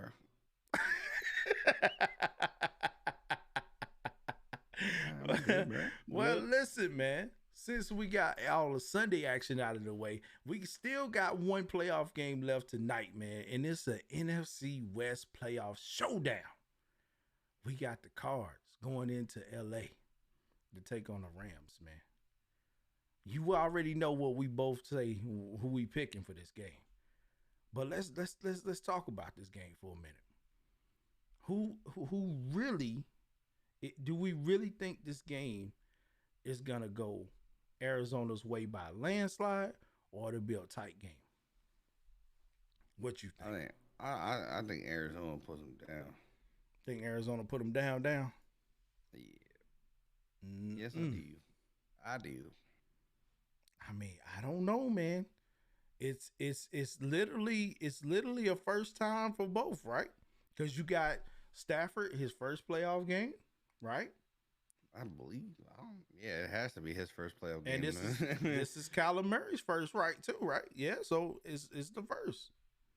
Yeah, but Kyler, I just think I think Arizona got the better team. They got a lot of veterans around them to kind of that'll humble them up. Wait, so it's not Stafford's first. He's been to playoffs. It was playoffs. When did they played in 3 games prior to? Okay. I'm glad they corrected me because I don't know. Like I said, I don't know. I don't keep up with Detroit football. All I know is shout out to you. I didn't even know he made it to the playoffs. That's how much I keep up with it. He 0-3 in the play. That's crazy. When how long is he? I mean, how long he's been in the league for a long time. When did they make the playoffs? Yo, this wow. I feel bad. But I don't keep up with Detroit though. Shout out to Detroit fans in the chat for keeping it real, keeping us locked in. I appreciate y'all, man. Appreciate y'all. Okay. So they lost to he's lost to the Saints, the Cowboys, and the Seahawks. So we good on that one. Let's go, man.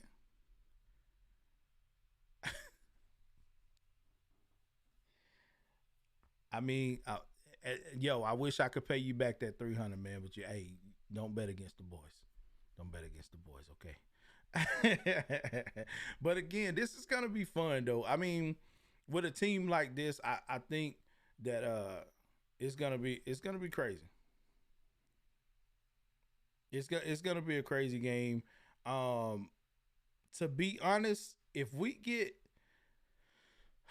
let's see, with this Cardinals team, it's real funny with them.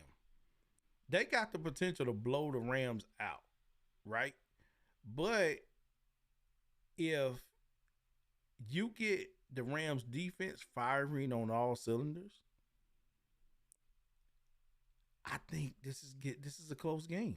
This is a really, really close game tonight. What I mean, I think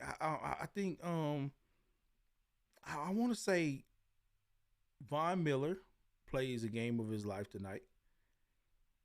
Aaron Donald probably is gonna try to go all out. Kyler, they gotta do something. Tyler, we gotta do something. He gotta do something, man. Like he when I say gotta do something, he gonna have to like really be locked in at this thing, cause they gonna come after him, man.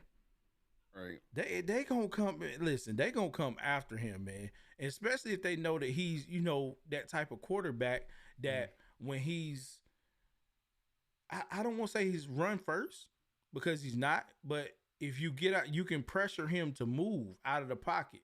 But see, right. And that's why I said Von Miller and the rest of those guys got to be locked in. I don't know. I don't know, man. But I'm picking Arizona because I don't like the Rams. That's just hands down. There's no way I'm picking the Rams. No shot. There's no shot. I want to say it was 1-1. It was a split.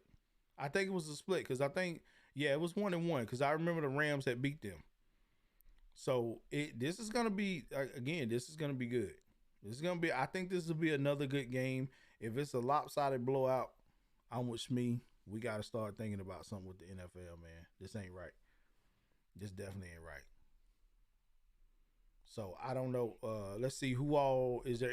Is there inactive list popping for this game? No, that's what I was looking for. I ain't see it yet. It probably won't come out till tonight. Do we got people out? Did COVID mess this game up? I don't know. Somebody let us know. I think they have to have it out like 2 hours prior, maybe an hour prior. Somebody let me know. Again, I don't these two teams, they in my division. I'm trying to keep up with that. I'm trying to keep up with this. Rams Taylor Rant is out. Okay.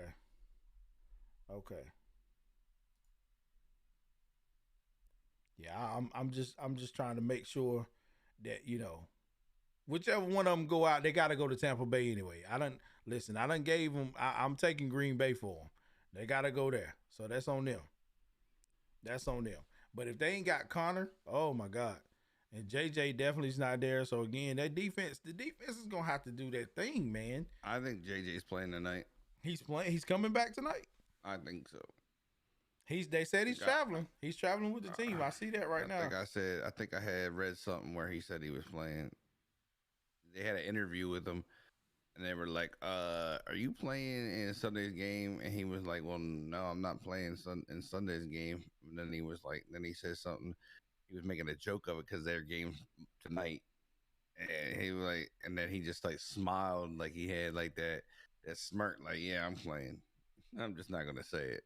Oh, that's gonna be crazy. That's gonna be crazy. Well, y'all know as we pick, y'all know who we riding with. We both got Arizona in this one. Let us know in the chat, man, who y'all riding with too. Let us know, man. Again, let us know who you picking tonight. Who you taking?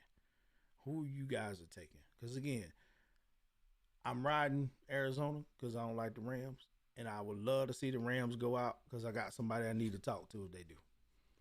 And he may be listening. He may be listening.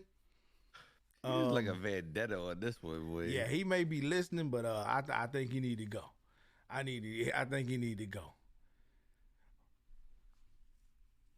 Phantom, you right, baby. Bang bang, now the gang it is. Let's go. Welcome in. So we got a tie. We got Arizona. We got a tie. Arizona. Jefferson's questionable as well. Oh, this could be bad. We got the Everybody's Ram. We got a questionable for the Rams in game. one. Let's go. Hey man, listen, you in the right place, man. Let them know. Let them know, Phantom. Act like they better act like they know. We real out here. We real out here.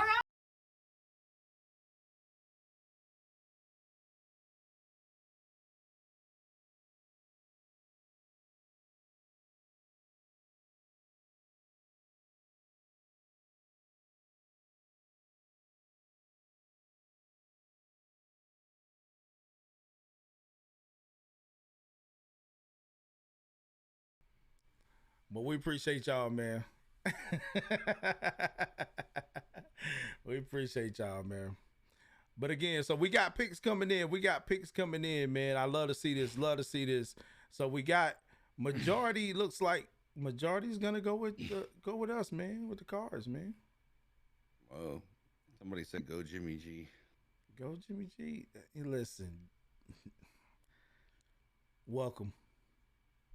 he been on me on Twitter about this. Welcome. Jesus. I will not. I will not. You're not gonna push me to that side. The question is does he love Jimmy G if Jimmy G wins the Super Bowl? Do you become a Jimmy G fan if he wins the Super Bowl? So listen, okay, we talked about this though, right? We talked about this. No, we haven't. We did. Okay, so we're gonna talk about it right now. Y'all listen. We're gonna talk about this. We're gonna slide away from this showdown for a second. Y'all keep dropping your picks in. Let us know who y'all rocking with. Again, we both rocking with the Cards, but I want to discuss this real quick. Since we are in the NFC. I want y'all, I want to know. All right, here we go. Y'all really want to know. If he wins us the Super Bowl, do I side with Jimmy G? Do I give him his flowers? I don't think I can. Should I? I just don't think I can.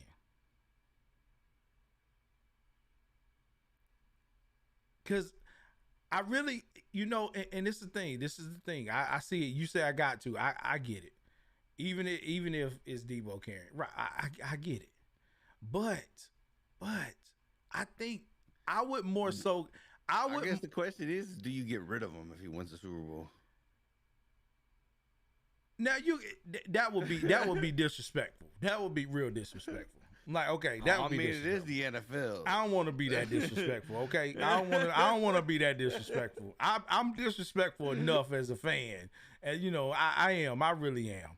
But I think for me, before I can give Jimmy his flowers, I'm gonna have to give Shanahan his flowers, because at that point, I think he coaches. He got over the hump. You know what I'm saying? Like, coming from Atlanta, you lose to the Patriots in a comeback win. Then you take my Niners and you lose. Then you know what I'm saying? If you take them this time, I gotta give Shanahan the flowers, man. I'm gonna give Shanahan some flowers before I give them to Jimmy. Yeesh. It's just a look. I ain't know this. It's not really. I get it, man. Listen, it ain't disrespect. I wouldn't want to Jimmy the G developing anybody, bro. Like, Jimmy G can't develop himself. But it's because of what he does. Okay, y'all seen it. That's the reason. Listen, that's the reason why there's a half a bottle of Crown sitting right over there right now. Like, that's the reason. My nerves were shot. I did not even eat. But at the same time, listen, when a quarterback it seems like to me he intentionally is throwing this man off his route. Okay, the Ayuk pass. I'm gonna go back to that. See, get second string quarterback.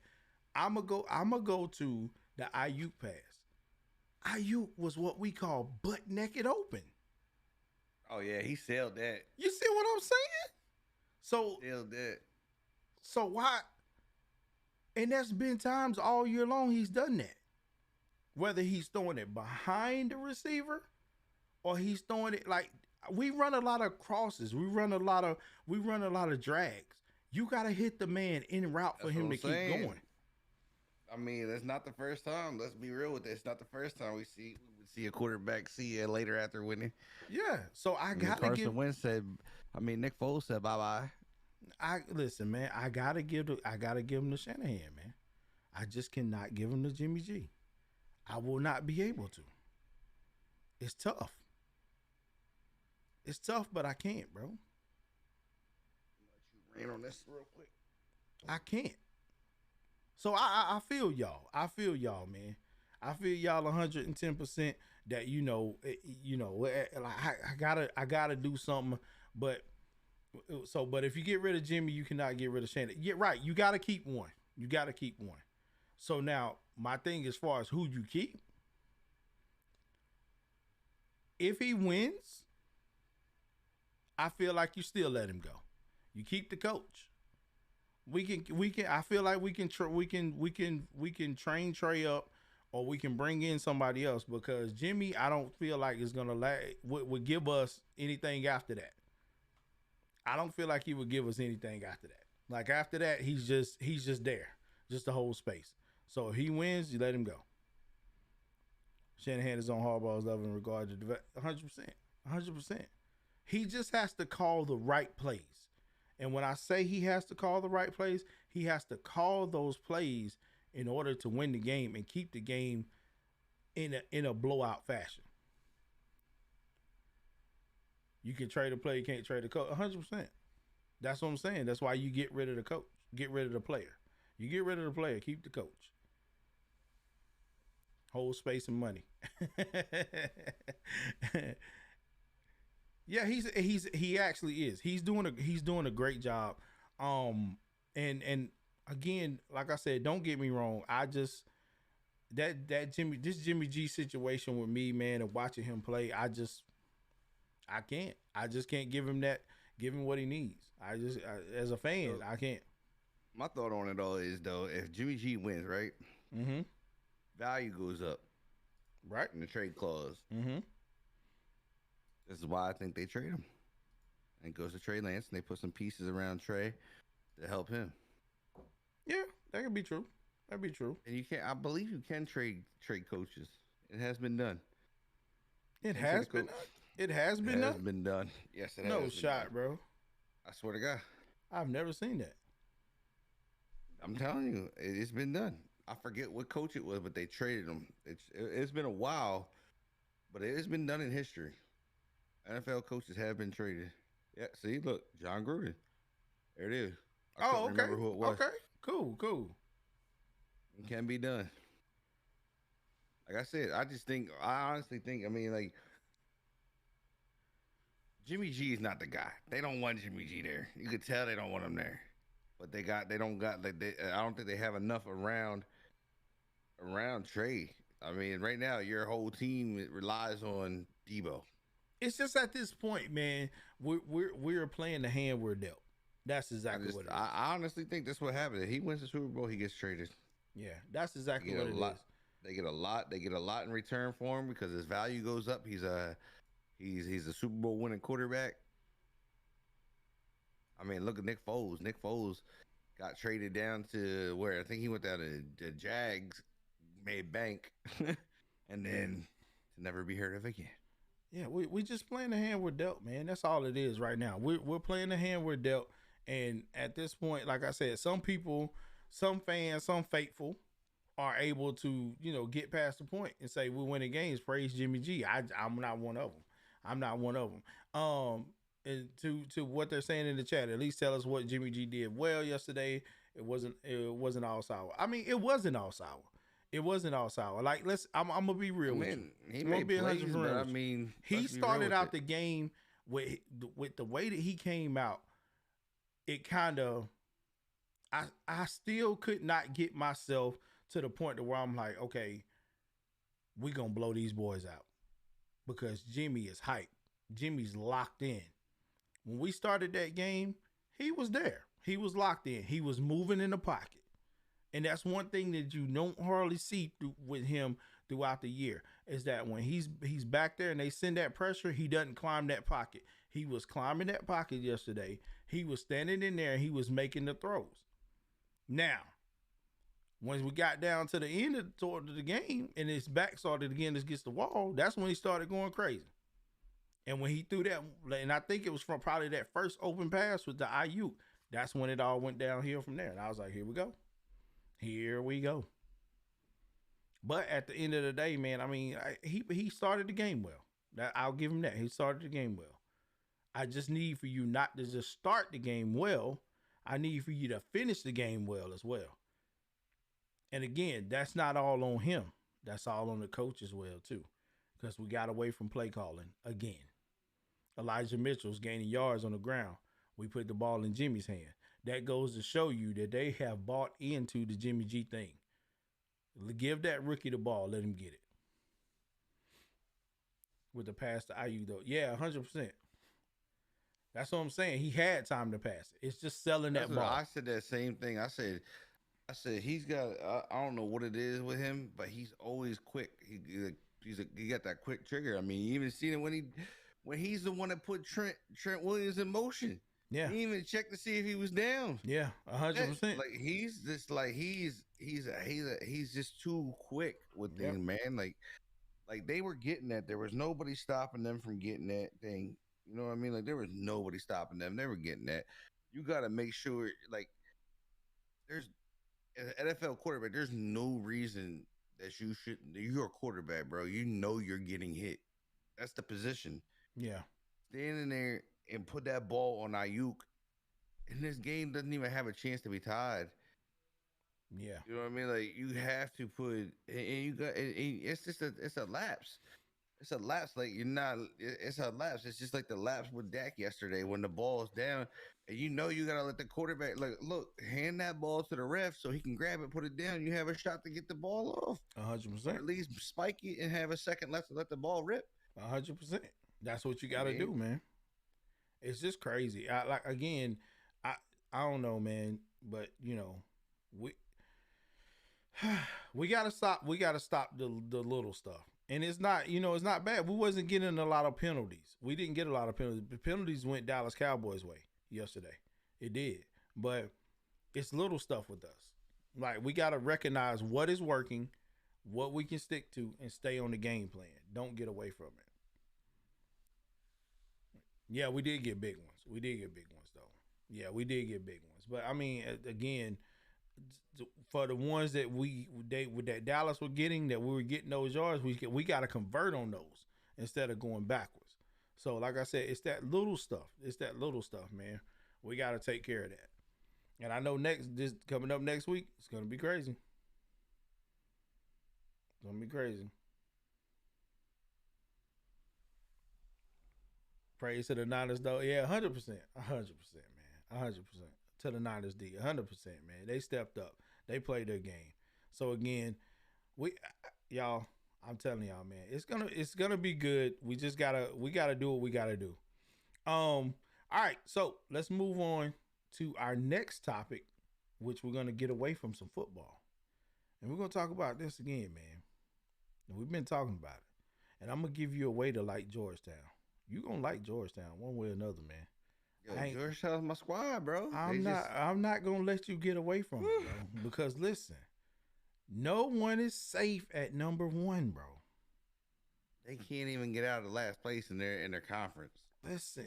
They ain't nowhere in the number 1 talks. I don't care, bro. We just seen. Listen, Baylor has just lost 2 straight home games, man.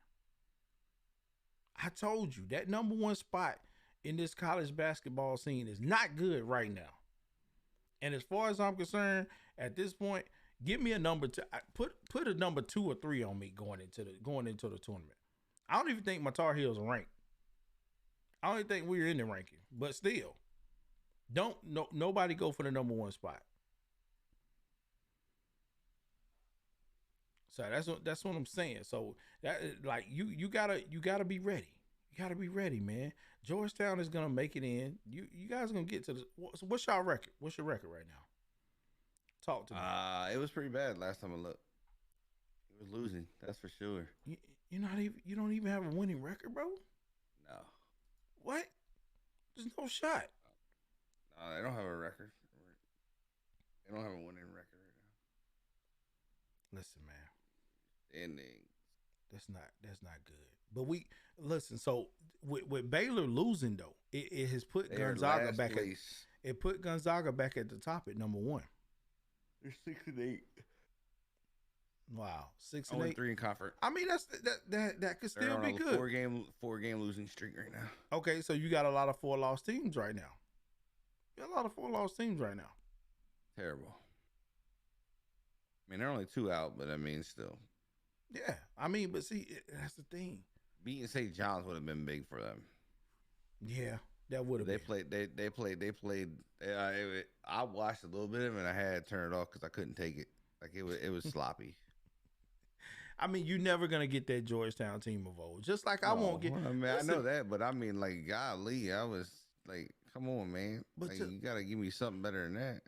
So okay, so where do you what by the end of the year? Where do you expect to see Georgetown? At being your boys. Where do I see him? Where do I want to see him? Yeah. I would least like to see him in the middle somewhere. So we talking like what, about 15, 13, somewhere 1, there? 2, 3, 4, 5, 6. I'm talking just in their freaking conference. In the don't see him, conference. He didn't even but- say NIT tournament, none of that. But you know, the chat saying NIT, but you ain't even say that. That's crazy. Bro, like if you watch what I watched, bad. It's real bad. You okay? You do know we probably we midway through January, right? I'm We saying still got I'm the whole saying month if of they- February. Yeah, but I'm saying, look, I need them. Like Cretan's playing better than them. Come on, man, Cretan. DePaul got a better record than them. Like, Alright. come on, Okay, bro. well, like, let me ask you this then. Let me ask you this. So out of this top 25s right now, take a look. I'm gonna give you time to look at it. You Mhm. see any of these teams you think you can beat? If they could beat Villanova, then we can have hope Why is it an if? because they had to play them. That's a conference game. But do you If think you can beat them? No. I don't think we could beat Xavier. I don't think we can beat Villanova. Listen, man, anybody's beatable. Yes, but I don't think Georgetown got a team like that right now. Like, I really think Georgetown's really bad. Like, that game was terrible. Like, bro, they couldn't even bring the ball up the court. Like, they were having a hard time getting the ball up the court, throwing dumb passes. Like, it was bad. Like, I was legit shocked. Like, I was pumped to watch the game. I was like, ooh, I get to watch Georgetown game finally. I'm glad. I wish I wouldn't have seen that game. I could have still had hope. So listen, man, my Tar Heels are not even ranked. My Tar Heels not ranked, but I'm not losing hope. You can never lose hope in the NCAA, man. That's what I'm saying. It's no one's safe at number 1. Okay, If they finish in the middle of the pack in their conference, I'm content. I'll be content in the middle. in the middle. You just gonna be. So this is how Georgetown fans is gonna do. We're gonna be right now. And that's how I'm gonna be right now. They might not be like this, but that's how I'm gonna be right now because it's like that right now. Bro. Yeah, I you need want you to me be to go better. get you the game? Want me to go get you the game? I And need you you to gonna be do the better. same thing? You be like, what So is listen, going on? listen to this, man. My Tar Heels sitting at a 12-4 record right now. We're 12 Yeah, that's a 4. winning record. Right. We got a winning record. I'm But 6 we're and not 8. ranked. We're not ranked. Neither are Does that mean that I'm gonna give up and say we're going NIT? No, we're gonna get in this tournament and we're gonna rumble and stumble. You know what I'm saying? We're gonna do what we do. I'll put you this way: if we get in the tournament, if we get in the SCAA tournament, we'd be the Cinderella team. We'd be the one that doesn't have a chance to win it.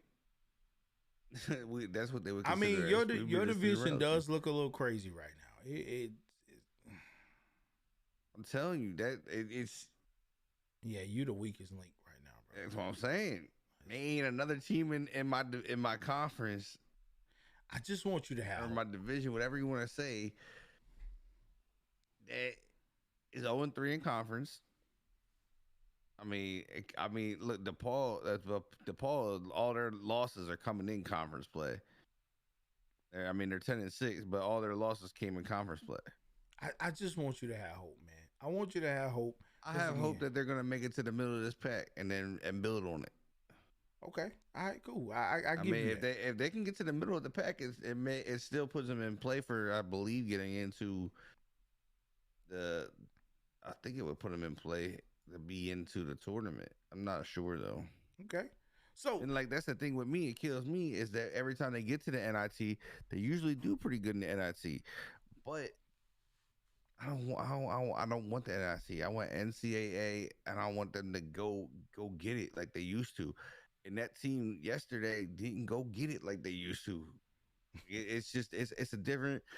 I have high expectations on it because I know what they were. You know what I mean? Like maybe that's the problem is that I'm used to that what they were team, got you, not what they are now team. got Like, you. I'm used to when Thompson pushed them boys and them boys played. There was no plays off. They played sound fundamental basketball where they were running the plays and they ran the plays that he told them and they ran them at a high level. Like they weren't just all over the place. Like I'm telling you, Listen, yesterday man. was sloppy. Like I was like AI is gone, man. I was AI is lost. gone. AI is Yeah, gone. the whole team going, bro. AI is gone, man. AI, a lot these days a what lot they are. of boarding awful. But as we take a look into this top 25 right now, right? Okay, and nobody's safe at number one. Oh, nobody. Who could you potentially see out of this top 25 right now?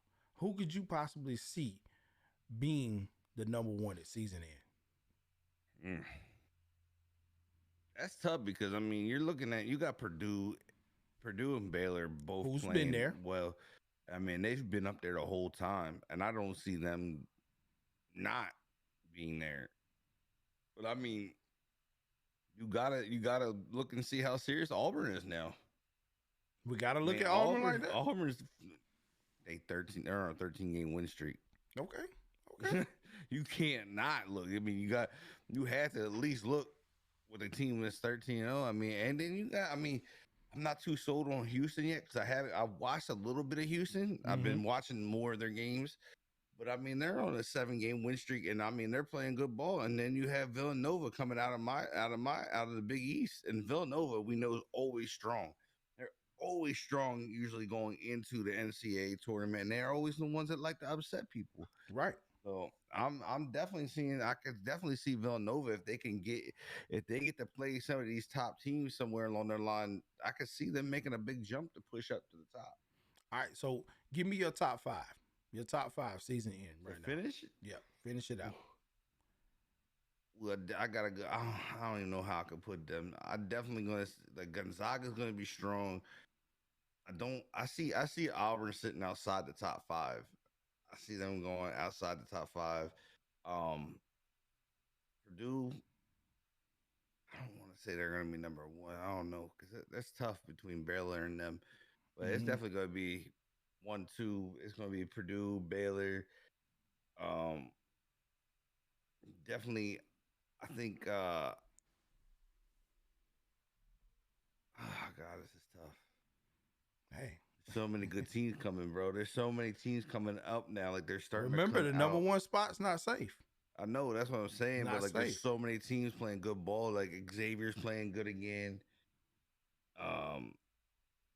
You got Connecticut creeping in. Connecticut, we know usually has UConn usually has a good team coming into the tournament. And top 5 now. That's tough, bro. That it's so tough because so many teams are playing so good right now. Right, and I know it's kind of hard. It's kind of hard to make that up right now. Again, because we just now getting hunkered in to this big conference play right now.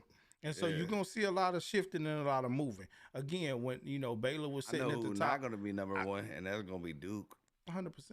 They ain't never gonna be number 1. Never be number 1 in my book. I said, I don't care. My thing is like I believe like Villanova's playing super strong right now. Like the Houston team, like I said, I'm not too crazy about, but they are playing really good ball right now, and they're undefeated. And them and Villanova both undefeated at home. Kentucky's undefeated at home. And I mean, like, I don't know, man. You got some good teams playing undefeated at home, and I go like this with this top five and the way that it's set right now. We're setting at Gonzaga number one, Auburn number two, Arizona number three, Purdue number four, Baylor number five. Out of that five right there, the only ones I could see staying up there in that top five position would be Purdue and Gonzaga. That's it. The rest of it flips out, and that's because you think Baylor goes? You think Baylor goes on that big I of a think they're slide? probably gonna drop again. The two losses right back to back like that hurt them. That hurt them, and they got it. Purdue has a loss too. Yeah, but I'm just saying they lost two. Baylor lost two, so it's like you lost and then you turn around and lose again. But that could potentially hurt them to where they slide right on out. So you see Arizona staying in the top five. No. I said the only two I see staying in is Gonzaga and Purdue. That's it. Everything else flops out. So at this point, again, we're in January. So now teams are going to start playing. But just like NFL talk and just like any playoff talk that we do, the factors stand as is. There's going to be teams that want to ruin people's chances. And with that number one, I've always said it. You got it on you, it's a target. A team wants to knock you out of that number one spot. Because if anything, it gives them a better chance to face you again, especially going into the tournament. Now the number one spot, I'm fine. Everybody always asks, "Are you good with where Carolina's at right now?" I'm good where Carolina's at right now. I think we're gonna hit a stride. We're possibly gonna get ranked. We're not gonna move up to the top five, but we get ranked and get into the tournament. That's fine with me. I'm good with that.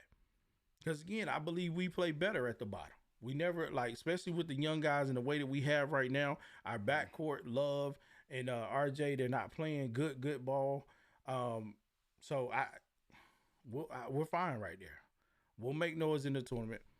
Duke's not gonna be there. Don't think that. Don't even get that in y'all heads right there. Don't ever think that. I ain't never giving them a chance for nothing. It's either Tar Heel or bust for me. I ain't nothing else. But other than that, we'll see. But staying in the basketball conversation though, man, we're just gonna move to the pros for this next topic, man. Listen, I know a lot of y'all are Laker fans, but do we have to? We now need to talk about, are the Lakers to the point of no return? Absolutely. Bruh, listen. We talked about this the last episode, and I was like, bro,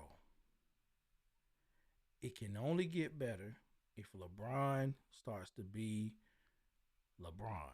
The real LeBron, not the fake LeBron. And I agree with the chat. I think it's gone, bro. I think it's too gone, bro. I just don't think they're gonna gel. Listen, it's bothersome. And I say, and I think they're at the point of no return because it's bothersome with me. Reading the reports and saying, and not even reading reports, but seeing LeBron tweet out he's apologizing to Laker fans. You got the buses, they apologize. They saying they deserve more.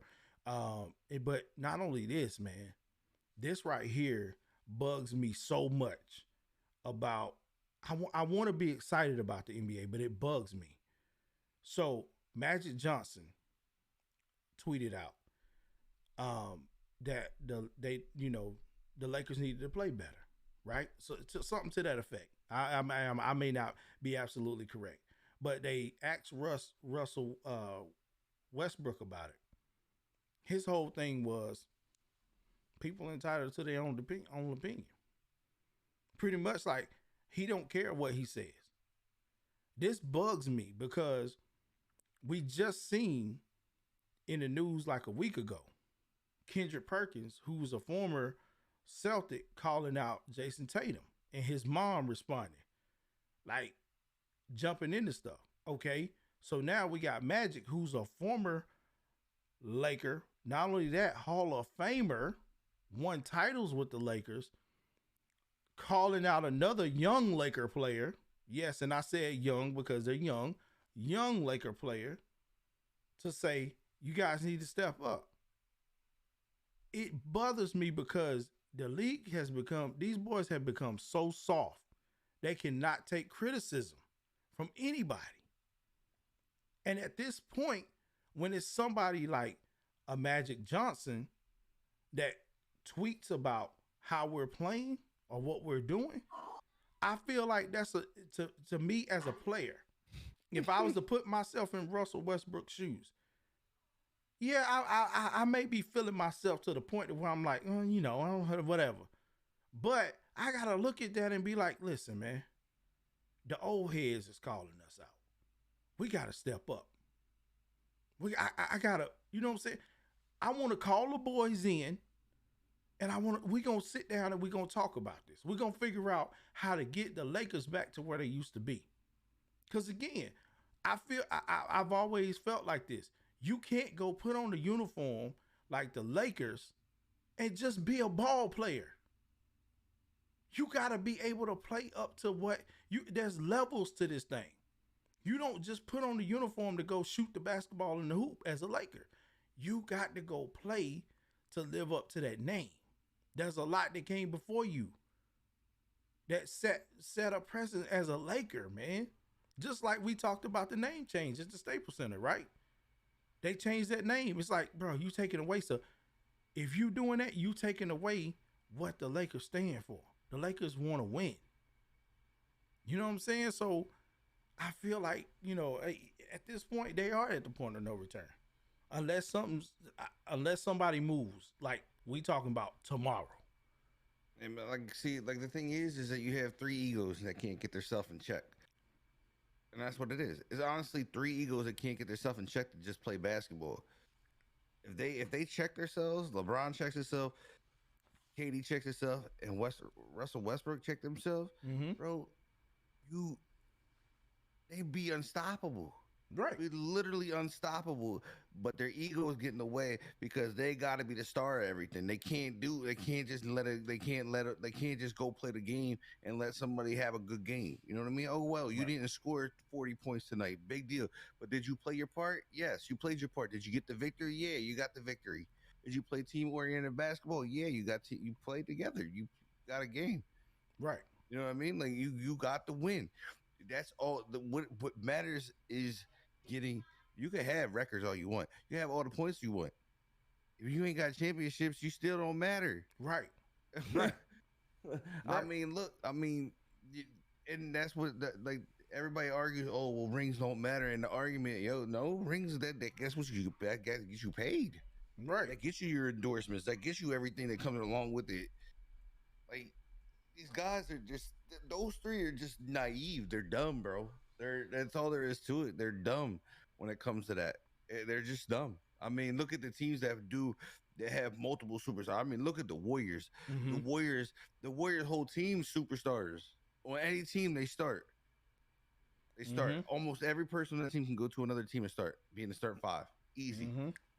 But what do they choose to do? They choose to play as a team. They used to choose to be humble and go out there and smack teams in the face and go to the next game and keep smacking people in the face. Right.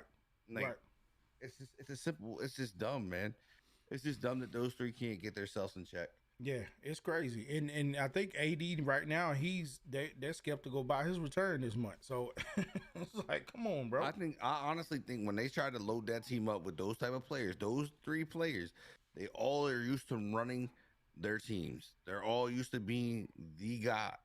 Right. It's kind of hard to get them to check themselves and be like, look, we want to play as a team, but we all ain't gonna go off every night. Right. Like, you know what I mean? Because that's not what they're used to. They're the guys that run the team. Right. And those guys and when you get those kind of guys on the same team together, they all have a hard time trying to do it. Right. It's just like football. When you get you see these teams load up with all these big name stars, it don't ever work out. Because they can't mesh, they can't gel, because they can't get their egos in check. Right, and I wholeheartedly agree with the chat. You know what I'm saying? That was the wrong choice for the Lakers, bringing Westbrook in. I said that myself when I seen that. Like to me, man, I don't care how much KD left for a reason. I don't think that, you know, people are really getting it, and the owners that are bringing these people in are really getting it about Westbrook, man. They no, they're not worried about that. They want to sell tickets. That They want to dude- make money. Yeah, that's it. But he has to be on the team on his own, man. That's it. Yeah, absolutely. He has to be the man, and then have a couple guys that fill their roles. Mm-hmm. Mm-hmm. That's why KD left. KD left because of that stuff too.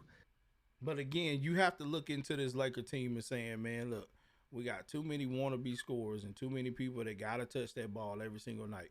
Something's gotta Right. give. And I feel like right now, give it up because you've already messed up what Laker tradition really is. Right. Like people, Laker fans are out here right now. They ticked, they pissed because they like, man, we at the bottom. Like, what's going on? Like, it ain't even fun to watch them. When you got teams like Phoenix and you got teams like Golden State out here going crazy, Ja Morant and Memphis blowing up the spot. You know what I'm saying? Like, come on, man. Like, and you see little stuff that the Lakers are doing as well. It's like, just picking fights with people just to, make that name stand out. So I agree 100% with you guys in the chat. Like, Lakers they're toxic together. It's too many. They don't mesh. And I don't think they thought that playing through and what they was gonna have going on. But again, the Laker fans and everybody, I just know they're upset right now. They're upset right now because again, Wouldn't you be? Oh, 100%. If I was somebody like Jack Nicklaus, man, and I done bought in, that was my thing. I'm at the Staples Center, the crypto arena now. I'm there. You know what I'm saying? Like that right there, bro. Oh, nah. It's a good money. You know what I'm saying? We got a problem. You know what I mean? We got a whole type of problem. So again, man, I just don't know. I don't know what we do. I don't know what we do with them. We gotta figure it out some type of way. You know what I'm saying? That's the thing with them. Ooh, what's going on? Sorry, we lost me there. There we go. We got him back. We lost you. I don't know. It went away. We got you back. And again, technical difficulties on our side again, guys. But yeah, again, this Lakers team is to the point of no return. Right now, again, you got teams like Brooklyn, all those guys. Hey, Laker fans. This team just doesn't have a shot. It don't have a shot right now. They don't, bro. They don't, and it's sad. It's sad. Again, one of the Ain't sad to me. I mean, that's what happens when you try to put all them people together. I've always been one. Look, I'd rather have one big superstar, two big superstars, and a bunch of guys that just play their hearts out and run and just put in and know the role. Oh yeah, 100%. I agree with that. I agree with that. I agree with that.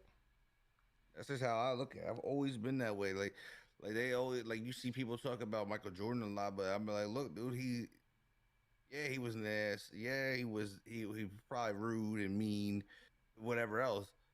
But how much better did you get because of him pushing you like that? Mm-hmm. You know what I mean? Like even when you watch the documentary, Scotty said, "Yeah, I needed it." You know what I mean? But that's not how these guys are now. Right. You know what I mean? Like, it's not how these guys are. Like, LeBron don't look at it like that. Like, if it's your team and you're supposed to be running this team, you need to make the guys around you better. Yeah. You got to get these guys to understand. Look, get yourself in check. Check your ego at the door. Mm-hmm. If you can't check your ego, we'll find a way for you to get out of here. Yeah. I 100%. Like, right now, I'm looking for that door. I'm like, hey, yo, look, we got to get rid of him. Like, if Russell can't check it, AD can't check it, they got to move on. I'm telling you, a lot of them are scared to do it, bro. A lot of them are really scared to do that. Really, really scared to do that. So, again, I don't know. Laker fans, check in. Let us know, man, what y'all feel like.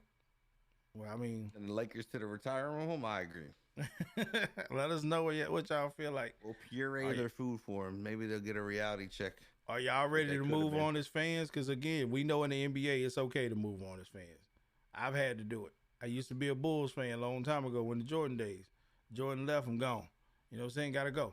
That's how it works, man. So, yeah, 100%.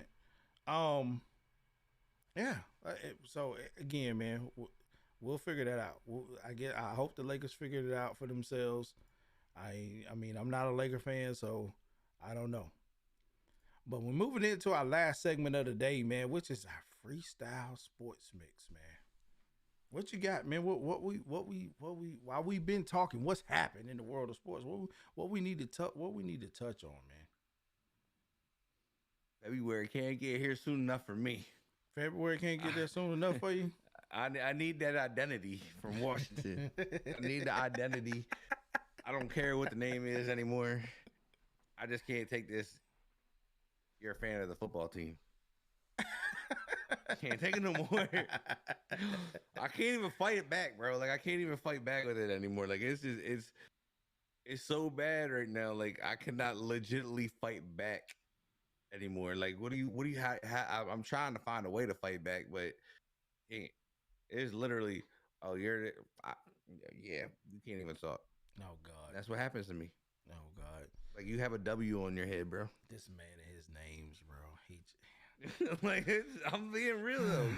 I'm giving you it. Well, I had this conversation with a guy in the store, man. When I was prepping for snow, I was getting some stuff, and we're gonna get to y'all question in the chat as well. I had this discussion with this guy in the store, and he had a valid point, and it was the same one that I thought. He said, "Why don't we go with the Red Hogs?" And I said the same thing because it's your tradition. You see it in the stands. You've seen people wear the hog masks and all that stuff. 100%. I would love if that happened. Why not? But see, in the thing, I don't think it's gonna happen though. That's the thing. Like I would love for that to happen, but I don't think it happened. and that's why I said, man, I think we about to get a weird name, bro. It's probably gonna be a weird name, but I just Like think the hogs Admirals or fit. something. I think those hogs fit, man. 100%. I 100% agree it fits. There's no ifs, ands, and buts that don't fit. Yeah, because I mean, at this point, that's just your identity. That's your identity. But as you can say, you will take anything right now. Yeah, as a fan, well, this is what 2 years now, right? It's been 2 years on this whole thing. It's rough, man. Like you go from I've been alive 37 years, and literally, we are literally. Like literally in my family, you almost don't have a choice. Like you literally come out, you go right in. Like all my kids easily went right in that Washington outfits. Mm-hmm. The first outfit was Washington outfits. All three of them. Wow, that's how it goes there. You don't have a choice. Like even my wife, I told her I can't marry you if you don't take my team. That's in the vows. That's in all of it. Jeez. Dang. It's written. Talk about applying the pressure, bro. Like, damn. She was a Steelers fan. Wow. Because of her daddy. I said, look, that's your daddy. I get it. Yo, coming in my doors now. I didn't make my wife. We ain't having separate teams in the houses. We roll with the same teams, all of us. Don't like it? Sorry, can't marry you. This guy's a little harsh, guys. This guy's a little harsh. No, I actually think it's going to be the Commanders. I think that's the name. It's going to be the Commanders. I would love for it to be the Red Tails or something like that. The Red Tails, because, I mean, there's history behind the Red Tails. This guy's shaking his head, but he don't even know the history. So, a little history on the Red Tails. Red Tails was a African American fighter team that flew airplanes. And that to me, I think it kind of goes with Washington. It goes with what we represent. I would love to see that. I would love to see it happen. You would love to see what? Commanders? I would love to see. I would love to see Red Tails. I would love to see something that's meaningful like that. That would be awesome. The Hogs, like as you've been saying, but like I honestly, I like don't that think too. these guys have really thought about it. I don't think they've thought about it enough, and they keep yapping about these things. What do they call them? The copyrights. So I like what someone put here in the chat as well. Shout out to my homie for coming through. Not gonna happen. I like the squadrons. I like the squadrons though, because I mean they did, because that that kind of fits the Capital Squadron. I think that would be dope. Yeah, they've already have it. They've had it for months. Yeah, that's wild. It's just wild. And I'm pretty sure it's because it's going to be the Commanders or the Admirals, but I'm pretty sure Commanders. Okay. Yeah. So we got to get to this question real quick in the chat before it goes up. Now I don't see it. So it says they were like after the break. Do you think the playoff switch will turn on for the Lakers? Some of the players don't activate until I don't after. think so. You know that. I don't either. I don't think so. Like I I don't said, either. I think it's the Eagles. I think the Eagles, if they could check the Eagles at All-Star break, yeah, Lakers become a powerhouse. But they can't check their egos. Yeah, I don't either, bro. I don't. If See they it. check, like I said, that's all it takes is one of them guys to call each other out and put in like, look, we need to check ourselves. We're out here losing when we should be smacking people. Yeah, no way. But I'm with you. I'm with that's here nor there. you. I'm with you 100% on that, man. All I know is my Bulls is winning. That's all that matters to me. Again, and do you still think your Bulls got a shot? I do. You still think they If got a shot? if they stay healthy, absolutely. I got kind of scared the other night though. Levine came down wrong on his knee, and I thought that was his season. Yeah, that was. They MRI'd him. He was good. Okay. They say he's not going to miss significant time, so I was happy about that. Got Good kind of deal. scared. I was like, "Yep, here goes another star player losing his knee." Mm. And my boy D Rose. Yeah, that's crazy. But hey, man, stuff happens. I mean, we've already seen here too, man, that they're saying He's out 4 to 6 weeks too. I forgot. He has a KD sprained is out. MCL. Yeah, Believe KD he is has out. sprained MCL. That's crazy. That's big. That's big for Brooklyn. But how much did that affect them though? I think it affects him a lot. KD brings a lot to the table, man. Inside, outside, all around, man. That's an all around player. Like that's a big presence just because of his leadership and what he brings to that team. I mean, not like you're not gonna be there, but that presence on the court alone draws enough attention. You know what I mean? Got you, 100%. They know he's coming to play. They know he's not taking plays off. They know like he's that type of player. That presence for any team is like, oh, no, KD's not there. Oh, we're gonna attack that spot where KD would be. It changes up. It changes up people's game plans. It changes up people's dynamics of what they can run Right. and what they can't run. So I think that's a hurt piece. Okay. Okay. So I mean, Kyrie, it'd be different if Kyrie could play at home and he could play at certain other arenas. I mean, this is where that really hurts. That's where this situation comes into play. You lose KD. Kyrie can't play everywhere. He can't play at home because of COVID protocols. that's true. I mean, this is where that type of player, oh well, I can play here, I'm gonna play there. You know what I mean? Like, no, this is where they need to have him. You know what I mean? This is like you lose a big guy like this is where you need that other player that you count on. Yeah. So I don't know if this is that time where Kyrie kind of maybe switches things up and thinks about, hey, maybe I'll get the shot so I can play everywhere. Kyrie can play if the team pays fines, but who wants to do that though? Who loses, The who team loses ain't money? gonna pay, the team. I don't want to lose money. I want to make money. Bro, if you're you gotta think like there's nowhere they're paying fines because like I mean they play what 3 times a week, 4 times a week sometimes, maybe more. I don't know how many times a game they get games in a week, but there's not a shot. I'm not paying for this man to get fined Yeah. and put people's lives at risk. Nah, you want to be a doo doo brain? Go ahead, be the doo doo brain. You playing a professional sport, it's different. I mean, everybody has their choice with that shot, but I mean, when you're in this position with all them people around you, I mean, that's a different scenario to me Right. 100%. because you're traveling in and out of places nonstop. Like, nah, like even me, I don't want the shot, but if I was in his position, I'd have that shot just because I don't want to. I'm not the person to think like I'm thinking of everybody else around me. Yeah, I hear that. 100%. I hear that. So okay, with Brooklyn now being without KD, right? And you got potential surges, which we talked a bit about this on the last show, right? It hurts them. Do you I think they slide a little bit. Do you think Philadelphia could slide up and take that spot? I mean, it's a potential there, and I say this again. This is another thing where you got Can Simmons stop being a little girl in Philly and play basketball? You know what I mean? Like he stopped crying about everything in life, and realized he's an NBA superstar. He could be an NBA superstar, maybe possibly make a star if he just gets stop crying. We already know that's not Just gonna play. happen. We already know that's Well, not then gonna I mean, happen. there's your answer. No, they're not. This they might close the gap, but I don't think it's gonna. It's gonna really like.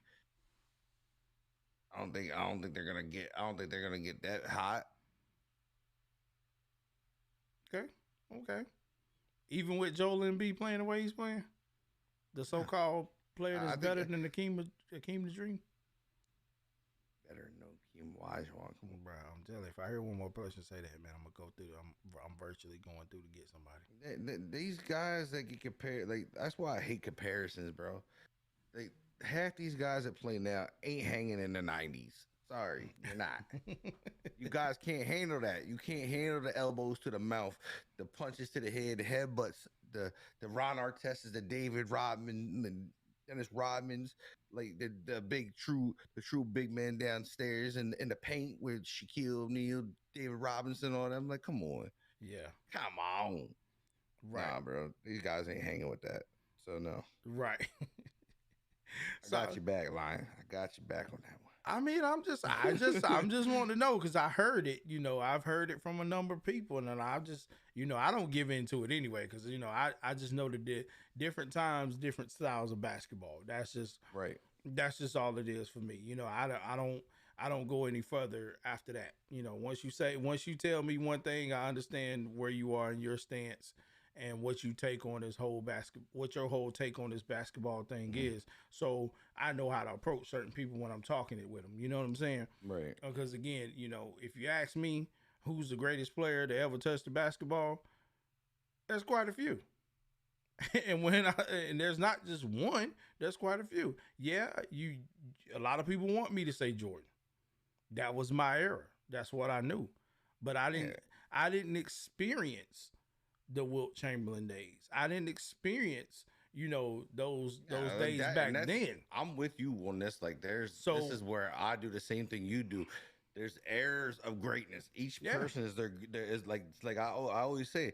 What was the greatest of his era? You got Jordan, greatest of his era. You got Kobe, greatest of his. And I mean, you put LeBron up there, but I don't think he's the greatest. I don't think LeBron's the greatest. I think I would honestly put Steph Curry above LeBron. So like he had his time though. That's the thing. With the way everything is shifting and moving, like even now, like okay, so if a lot of people say, well, LeBron and Kobe was in the same era. They're not though.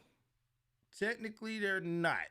It was like you got your Jordan. I mean, they played eras, after Jordan, there was Kobe, and then after Kobe, LeBron. Now after this whole LeBron thing, you got Kobe definitely poops on LeBron by far. What you got? You got Steph. And to your point, Steph has changed the game. Everybody wants to be a 3-point shooter. I honestly think Steph is better than LeBron. At this point, yeah. Like, I mean, to me, the way I judge a player is what do they do for their team. You know what I mean? Steph always creating. Steph always trying to keep it positive. He's always trying to create for everybody else. He's always trying to make his team better. I mean, that's just me. That is how I look at a team. Like, that's what makes you a great player. Not how many points. I mean, that's just like John Stockton. I think he's one of the best to ever. I think he's one of the best to ever do it in the 90s. But that man didn't score a ton of points. You know what he did? He fed his team and made his team better. Yeah, 100%. You know what I mean? Like his assist record will probably never be broken. 100%. 100%. You know what I mean? Man. Like I'd rather have a guy like Steph Curry than a LeBron James. Mm-hmm. That feels himself and won't let his hairline go and stop putting stuff in it. And just realize, bro, you bald. You know? Let it go. Let it go, Let LeBron. it go, bro. It's over, man. It's over, man. But yeah, I say like that's how I look at it. I mean, that to me, that's a great player. Yeah, I feel you. That is a great player. I'd rather have a floor general than I need my stats guy. Yeah, 100%. That is a general. And real quick, man, you know, we on the freestyle mix, man. We got people in the chat, man. We got, you know what I'm saying? We got some people coming through now. They want to slide through this, show their head real quick. But Room Raider, you're right. I'm feeling myself, sir. I just had to let them know, man. I'm feeling myself 100%. Thank you so very much. Hence the name Room Raider. He is a Raiders fan. He's on the couch. He's on the couch. I mean, the couch is comfy. Yeah, man, it's comfy. I'm a little old. It's getting a little old, but I mean, yeah. I'm just saying, y'all got the hot pockets and stuff ready. I ain't buying in to say that y'all, I ain't gonna be there with y'all. I'm just saying, you know. Honestly, I hope to God you guys go in and smack Green Bay. I just told y'all. Gonna be a little cold up in there, bro. But I mean, I would love to see it happen. I'm just saying, man. Coach The couch is still the best way to get it. Yeah, it is, bro. You ain't got to just worry saying. about nothing, bro. You ain't got to pay. Bruh. You ain't got to pay. You ain't got to go sit out in the cold. Because, you know, like me, I ain't going to Lambeau for nothing in the wintertime. You crazy. No. I did one winter game in my life, and I'm good. Bruh, 100%, man, 100%. But it looks like, too, and I'm seeing here that they are talking about McCarthy might be fired. So, hey, it is what I it try is. to tell you, bro. I did my research. I was getting my Adam Scheffner on, bro. Yeah, that's what's up, man. That's what's up. So, I mean, it is what it is. We'll see it. We'll see Yeah, it. let man. you out here being the only one with knowledge, bro. So, wait a minute. Real quick, I just seen this, though. This is interesting. This is interesting here. So, we did talk last show about the national championship game, and we know a lot of shifting and moving is happening in the college football thing. This is big right here. Nolan Smith is gonna return to his Georgia Bulldogs for his senior season. Oh yeah, he won another championship.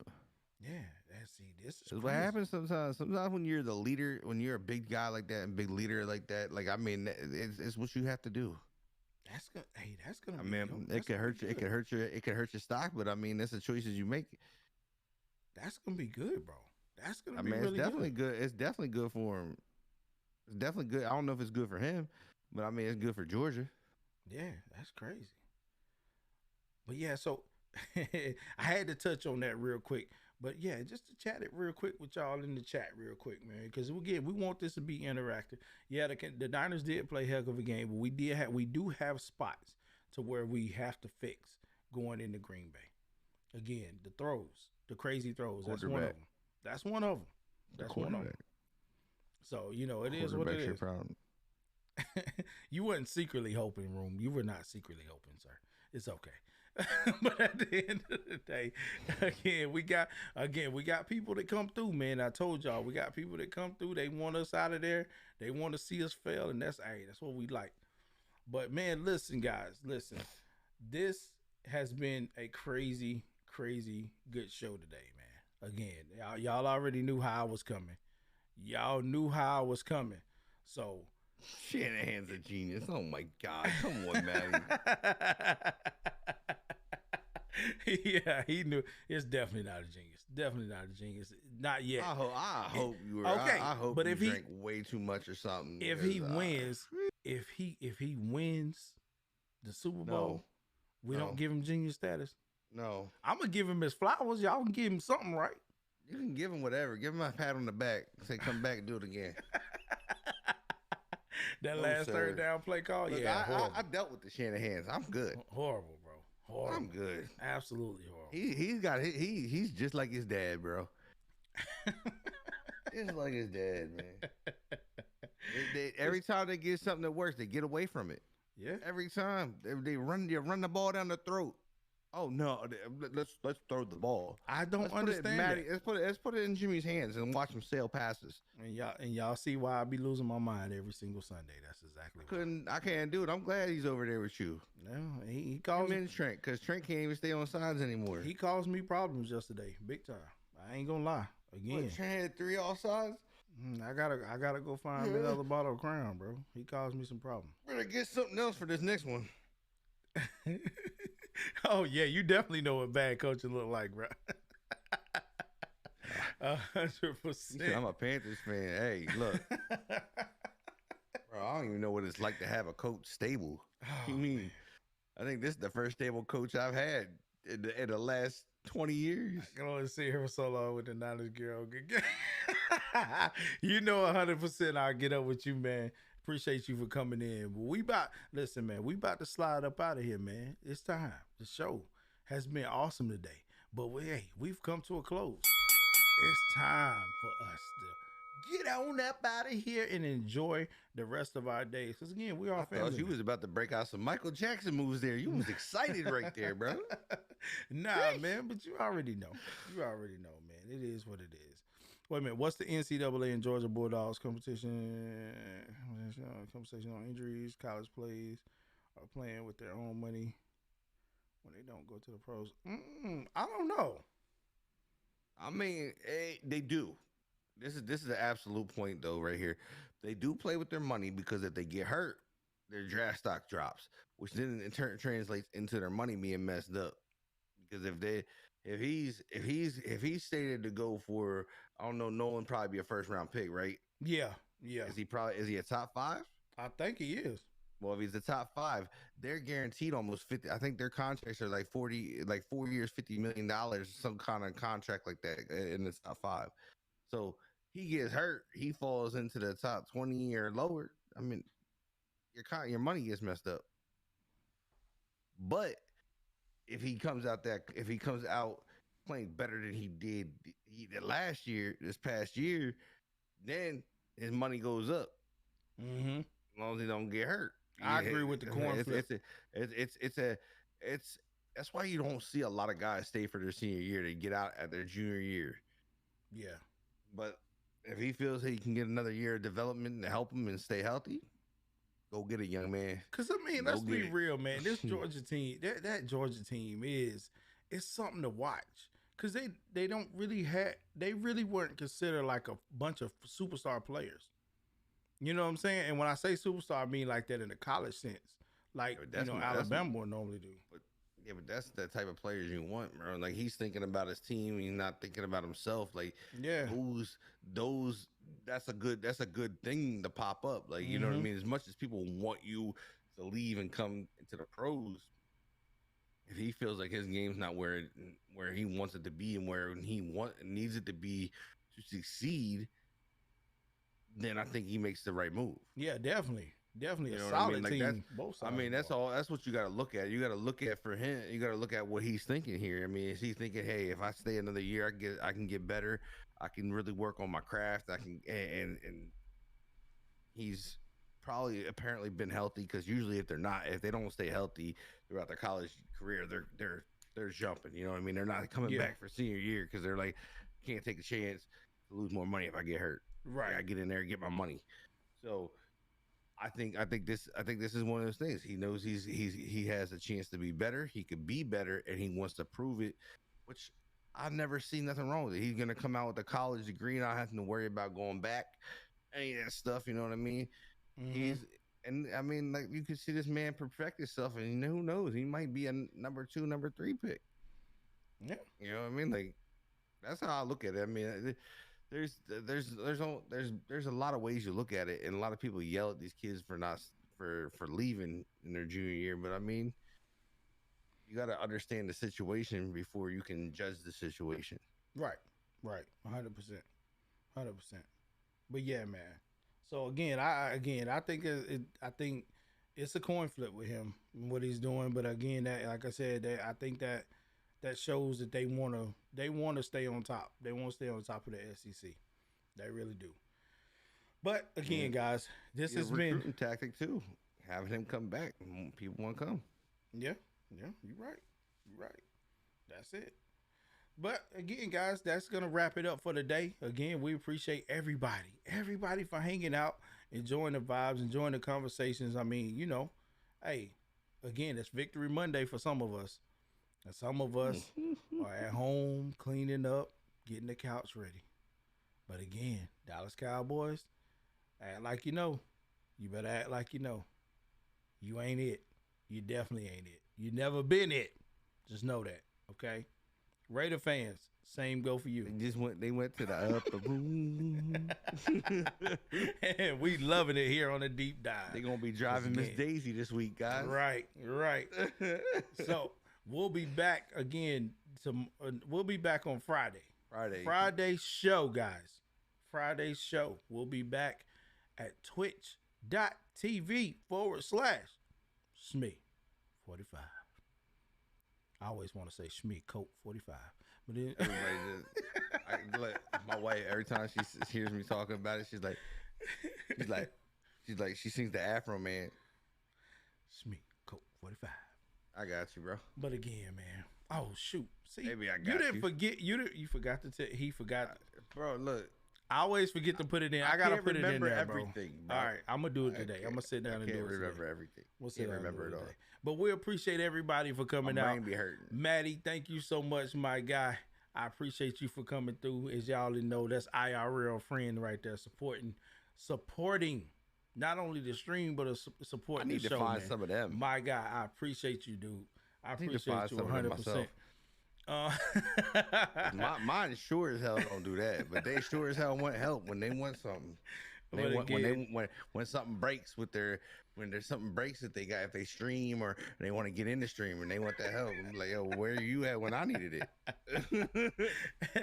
and all the other fans that came through the chat, the Niner fans, the Cowboy fans, I know y'all probably was lurking. Don't be in here lurking. Just come out alert. Don't stop doing that. Face it. But again, we had Eagle fans Dallas come in. What showing love. Face? Again. Just paid off, bro. Again, they've been doing this since Michael Irvin stabbed at one player and then stabbed at one player at practice one time. Right. But again, we're back on Friday, man, with the Twitch links right in the chat, man. We'll be back right there on my man Shmee45's channel on Friday. It should 10:30 start time, right? Yeah, we were a little late today, and I'm sorry about that. That's my fault. I had to shovel snow. But it's okay. I had to shovel for my neighbor. Yeah, we're dealing with a lot of stuff. So again, we'll be back on Friday. We'll be discussing more. We'll discuss tonight's game, the Monday night game matchup. Of course, we'll have that on tap. I know it's Friday, but then again, we still talking about it. But we'll be talking about more about the NBA, the NCAA, and some more sports stuff, man, because this is a deep dive. We try to go where don't nobody else go. So get ready. And again, we always like to extend this to you guys as well. Remember, if you're following us on Twitter or anything like that, make sure you DM us, man. Anything y'all want to hear us talk about or stuff like that. Again, we're still working behind the scenes to get this thing going to where we get it more interactive for you guys, where you guys will be able to jump in, chat with us and talk about your teams, because we got the NFL draft right around the corner, going to be coming up because we're getting down to the end of the NFL season. And we want to hear some of you guys' thoughts on what you think your team should be doing, where you think your team should be going, and so on and so forth. But, the draft is going to be heavy. Yeah. So heavy content gives you guys a chance to get in on the show and interact with us. We will be vetting those though, because we gotta keep ourselves together. I know we rant, I know we go crazy, but we got to, man. We got to put it out there, because some people, they go hard in the paint. I know I go hard for my team, but some people go hard in the paint. They want to, you gotta be like, whoa. Wait, time drop out. Every word that they're not supposed to drop. Yeah, we can't, we accept all creeds and everything over here, man. And I'm just being real. Again, I know this is MLK Day stuff, but we accept all creeds, everybody, man. We consider ourselves a small, safe space. So again, just know that we'll be doing that. And also the YouTube channel. You got a YouTube link? Because I need to set this stuff up. I'm bad, y'all. I'm telling y'all I'm bad, bro. I gotta set it up, bro. I've done everything I need to do except for that. If you missed any part of the show today, or if you missed anything previous, again, episode 15. That's why we were streaming. we on episode 17 right now. We've got 1 through 15? 1 through 15. 1 through 15 uploaded on YouTube. You can go back and watch us there. Okay. I will have 15 up on Spotify later today. And if you say, hey man, I can't sit and I can't watch. I just can't watch. I ain't gonna have time. Well, listen, we even better than that. Go get the Spotify link ready. Pop us off. Put we got we got it on Spotify. We got it for That's you to funny. listen on the go, man. I even like listening to it on the go. I go back and listen to our content to even help ourselves become better and stuff like that. So no, guys, we are really into this. This show is not going to go away. We're going to continue to try to make it better and better and better. This is our first time working together. We're going to continue to try to gel and make be a cohesive unit for you guys and have our hot takes and sports talk and stuff ready for y'all. But we're seeing the feedback from most of the people that know us and talking to us, and we love it. So again, thank y'all for your love, your support, and everything, man. We really do appreciate it. Smee, you got anything to say before we get out of here? I think you covered it, bro. All right, man. All right, man. Well, hey, listen, everybody in this not in the playoffs, keep your head up. I may not be there next week. I'm getting ready to go take the show's going off. I'm gonna take all this stuff off and put it back in the box.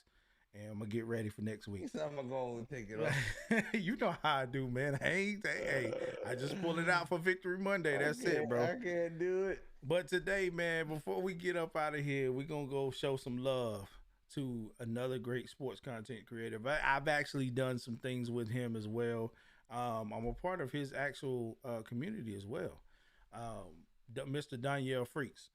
He is doing a Hornets and Knicks sidecast because it is MLK Day. It's NBA Day. A lot of NBA action. Game on already? Yeah, NBA is played today. So again, man, go through, get your emote, show this man some love. Show this man some love, show him some support because he supports the House the Line built. He supports the deep dive episodes. He does. He's been through here as well. Let's go show him some love. Let's show him some support, man, and let him know, hey, we're a team. We're all a part of the Twitch Accelerator Sports Program, and yeah, let's do it. But guys, we'll see you guys Friday. We're getting out of here, man. We're gonna holler at y'all. It's been real, and see you when we see you. Always golden lines for life, baby. You know that, man. Let's go. Let's go.